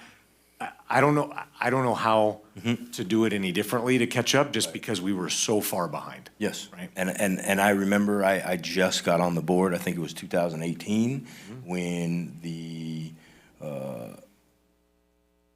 ad hoc committee, if that's the correct term, Correct. that was created to go over the 5,000s. I believe it was Bob Laurent and Candy Thompson. I believe you are right. And the If you notice, presentation. a lot of the board policies are last dated Right. 2018. Right. And they should have been updated at some point since then. Yeah, so, okay. I lost my train of thought. I had another question, but, thank you. So I will say I also did not read every single page of these. That's for full transparency here. And what James said was also discussed when we talked about doing the board policy updates in this way, that there was the chance that this exact thing was going to happen, and we all talked about it. That being said, I think that brings up a new set of concerns for me, in that, one, even putting personal belief aside, is that the whole point of updating them this way was to be in compliance. However, that also brings up the question, if we adopt them globally, are we actually in compliance? Because I'm not a lawyer, and what's So this is federal working law this is versus working state law? in conjunction with the California School Board Association, who has a team of lawyers that then works with all of these recommendations. So again, we're basing it off of our relationship with the California School Board Association with these recommendations. And then we talk about getting the quarterly updates. But, and this is just an opinion thing, do you foresee them changing in any capacity? There are updates every quarter. That's why we're so far behind, because we weren't doing the quarterly updates. I guess I'm asking substantively, I'm not talking correctly right now. Do you think they're going to change to be updated with executive order? I'm not gonna I have my opinion on what's gonna happen Okay. between state and federal right now. I'm sorry. Sorry, I shouldn't have baited you. No, it's okay. Okay. It wasn't baiting. You're just, you're trying to figure this out. I get it. This is tough. Okay. Well, this is an action item, so. I have another question.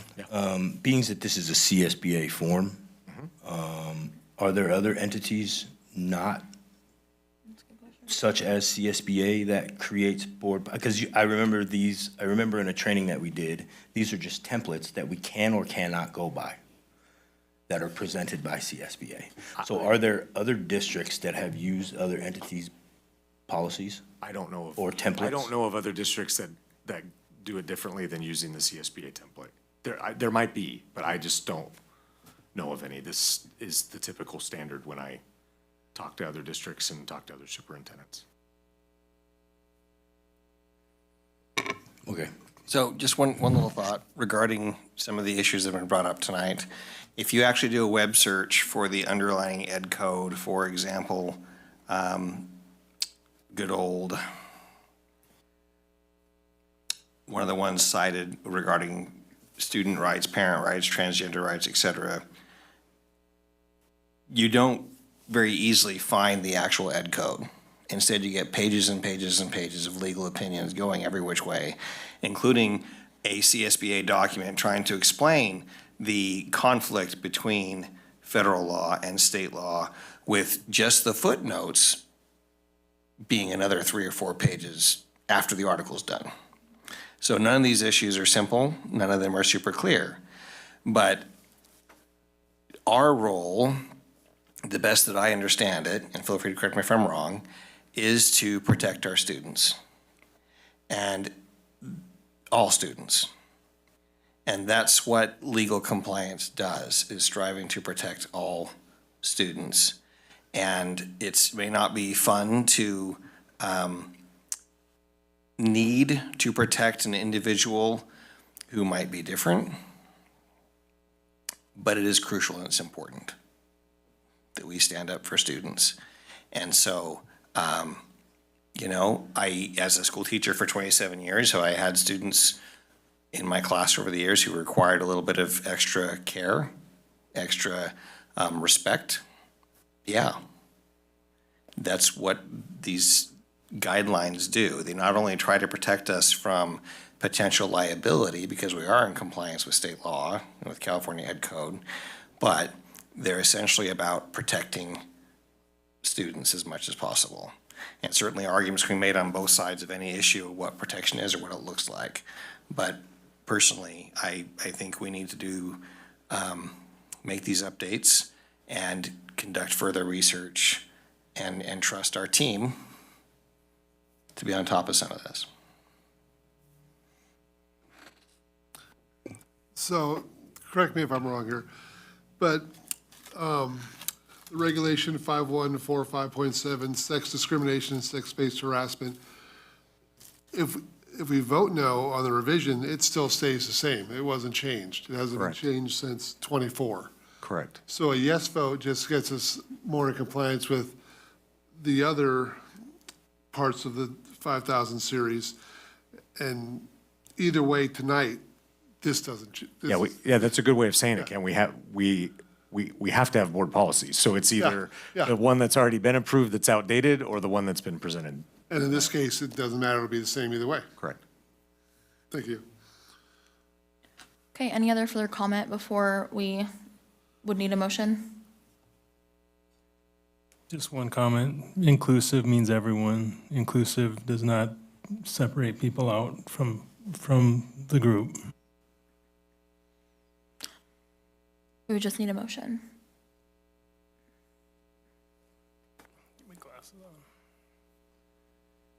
Move to approve item 16.1, A and B. Do you want me to do 5,000 series and the 6,000 series? Second. Okay, the vote, Peter? Yes. Ken? Yes. Shane? Yes. James?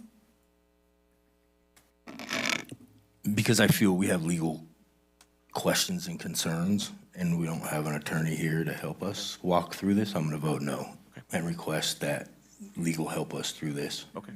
Even if it goes through, they can help us through this with many others that have concern by board members. Did I say that? Yeah, right? if you can just message Kayla with specific concerns, Okay. and then we can look at that deeper. I also have concerns, both legally and I think also in the content of some of these policies, so my vote is a no. Okay, that being said, we are moving on to item 17, reports. Mr. Critchfield. I'll keep it brief. He had to leave, but Russell DeWalt was here earlier tonight on the consent agenda. We do have a principal for Argonaut High School for next school year, and that is Russell DeWalt, and I want to congratulate him.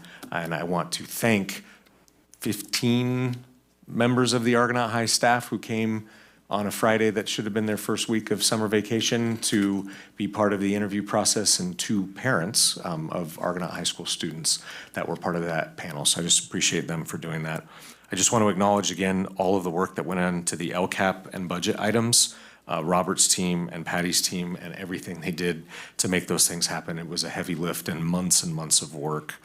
And then I was just excited tonight to have an item like Renaissance. We've talked a lot about it, a lot of things, and I know they matter, but it seems like we haven't talked a lot about teaching and learning a lot. And so I was excited to have that conversation tonight and appreciative of our educational services and special education teams who have worked so closely together to make that recommendation so that we can have these tools for our teachers that is going to help students. And so I just want to acknowledge that, and I'm excited about that as well. That's all I have. Thank you. Peter? I too appreciate that we have a strong cabinet, a strong team who is striving to fill the gaps and make things happen. Eager to meet Mr. DeWalt.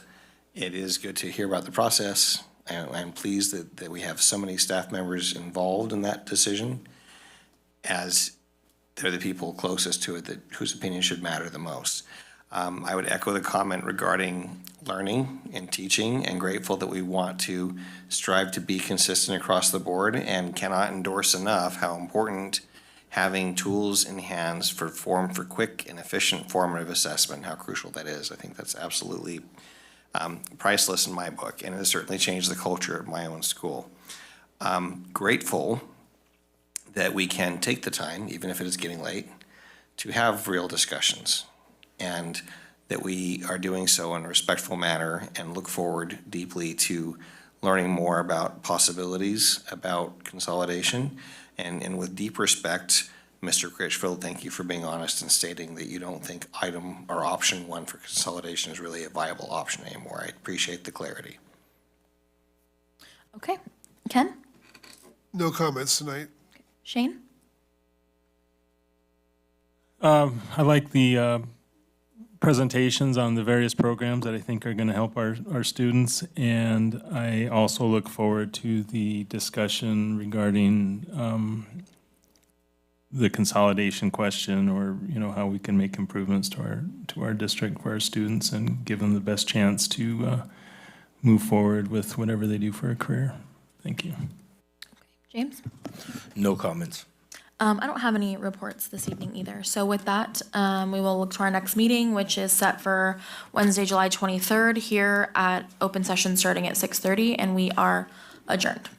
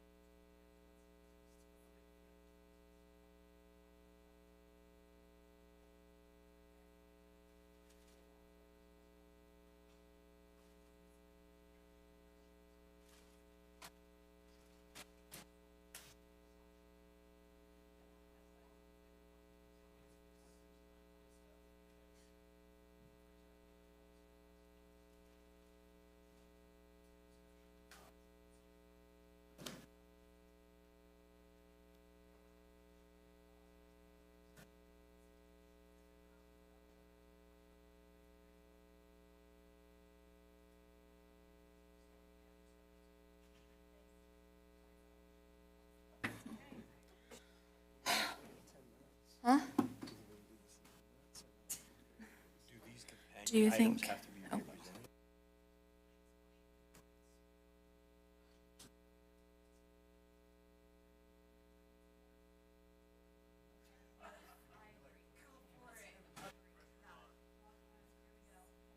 I'm going to go ahead and call the county meeting to order.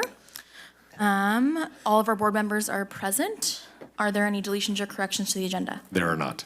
There are no presentations or recognitions. I don't see anyone here from employee organizations, and we do not have any public comment on non-agenda items. Brings us to item 8. Any questions on the consent agenda? No. Okay, we would need a motion. I move that we approve 8 consent agenda. Second? Okay, and the vote, Peter? Yes. Ken? Yes. Shane? Yes. James? Aye. I'm also a yes. We do not have any communications. We are on action items, 10.1, LCAP, second reading and adoption. Ms. Horn? All right, so the only change between this and what you had before you last week in the Unified School District is the budget overview for parents. We call it the BOP. So when I refer to it as the BOP of the LCAP, we found out after we submitted this last week that for the first time in the history of the BOP, the county had to have its own, even though the LCAP is the same for both entities. There are some funding places, so you'll see on that document that attaches it, the LCFF County Operations Grant, Alternative Education Grant, and the Supplemental and Concentration Grant. Those things that are county-specific need to be called out, and that's what this is. That's the change. Otherwise, it is no change to the 106-page document. All the same, just USD has its own BOP and county has its own. Okay, any questions or comments on this item? So really nothing changed, you just added some more clarification. Basically, it said this amount of money that was in the overall big picture was actually part of county money versus district money. This would be appropriate if we had multiple districts. We would need to have a county one that showed a difference. We don't have multiple districts. Thank you. Any other questions or comments? Okay, then we would just need a motion. The motion that we approve item 10.1, the 25-26 LCAP, second reading and adoption. Second. Okay, and the vote, Peter? Yes. Ken? Yes. Shane? Yes. James? Aye. I'm also a yes. Okay, and item 10.2, the 25-26 budget adoption. Thank you, Board. This is a companion item to the district side. The FY26 budget essentially has not changed since the first reading. We did add the Form 14 and Form 15, or at least items 14 and 15 on the attachments. Okay, questions or comments? If we don't have any, One quick question. Did that percentage on 26, 27 and years 27, 28, did that stay the same or did that change a little bit? That should have still stayed the same. Okay. okay, then we would just be looking for a motion. I move that we approve item 10.2, 2025-26 budget adoption. I'll second. Okay, and the vote, Peter?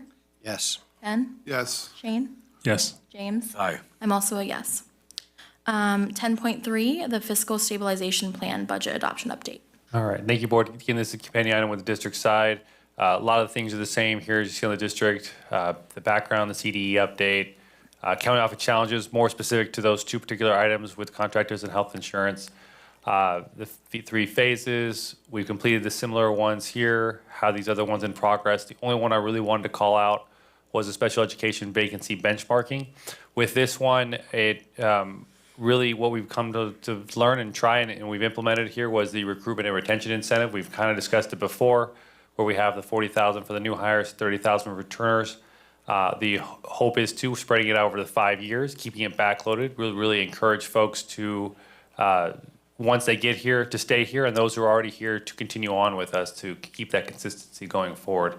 And each new employee that we do get from this recruitment incentive could save the district $60,000 roughly was what we estimated, as opposed to having a contractor in that stead. So that's just the one thing I really wanted to call out with this, but otherwise, that's the main crux of the update here that's different from the district side. And I'm available for any questions you have. Okay. Perhaps a foolish question, but have any of our contractors been offered a job? I don't think that's a foolish question. Not foolish, and definitely yes. Okay.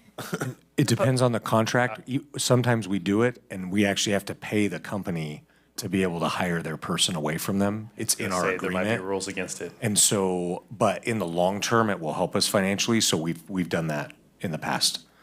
And I would say what I mean by that is highlighting the vacancy, right? So we still, of course, treat these as they need to apply, and then we hold interviews, et cetera, as to find the most qualified and competitive candidate. But yes, we are advertising and highlighting this, singing it to the hills. Okay. Any other further questions or comments? I like it. I think it's a really good idea to try to fill positions. So hopefully it is successful. Okay, then we would just need a motion. Motion that we approve item 10.3 fiscal stabilization plan budget adoption update. Second. Okay, and the vote, Peter? Yes. Ken? Yes. Shane? Yes. James? I'm also a yes. 10.4 MSCS service agreement, Ms. Horn and Mr. Worthing.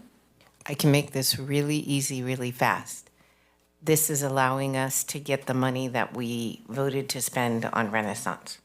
So it is the MOU between, if you read the blurb, the lead county Office of Education, which is San Joaquin County. This is the MOU. We vetted it through our legal. The fiscal implications are noted. That is the money we're receiving. That is money coming in, not money going out.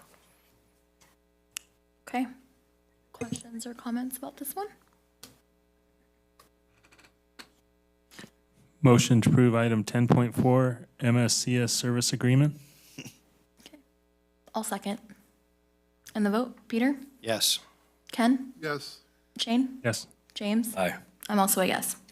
Okay, we do not have any discussion items. We're just moving on to item 12, board policy updates. All companion to the district. Okay, any further questions or comments on these? Okay, just look for a motion. Make a motion that we approve 12.1.a and B. Second. The vote, Peter? Yes. Ken? Yes. Shane? Yes. James? For the same legal concerns as the USD meeting I had, I'm gonna vote no. Also for the same reasons, I am a no as well. Moving on into item 13, information only.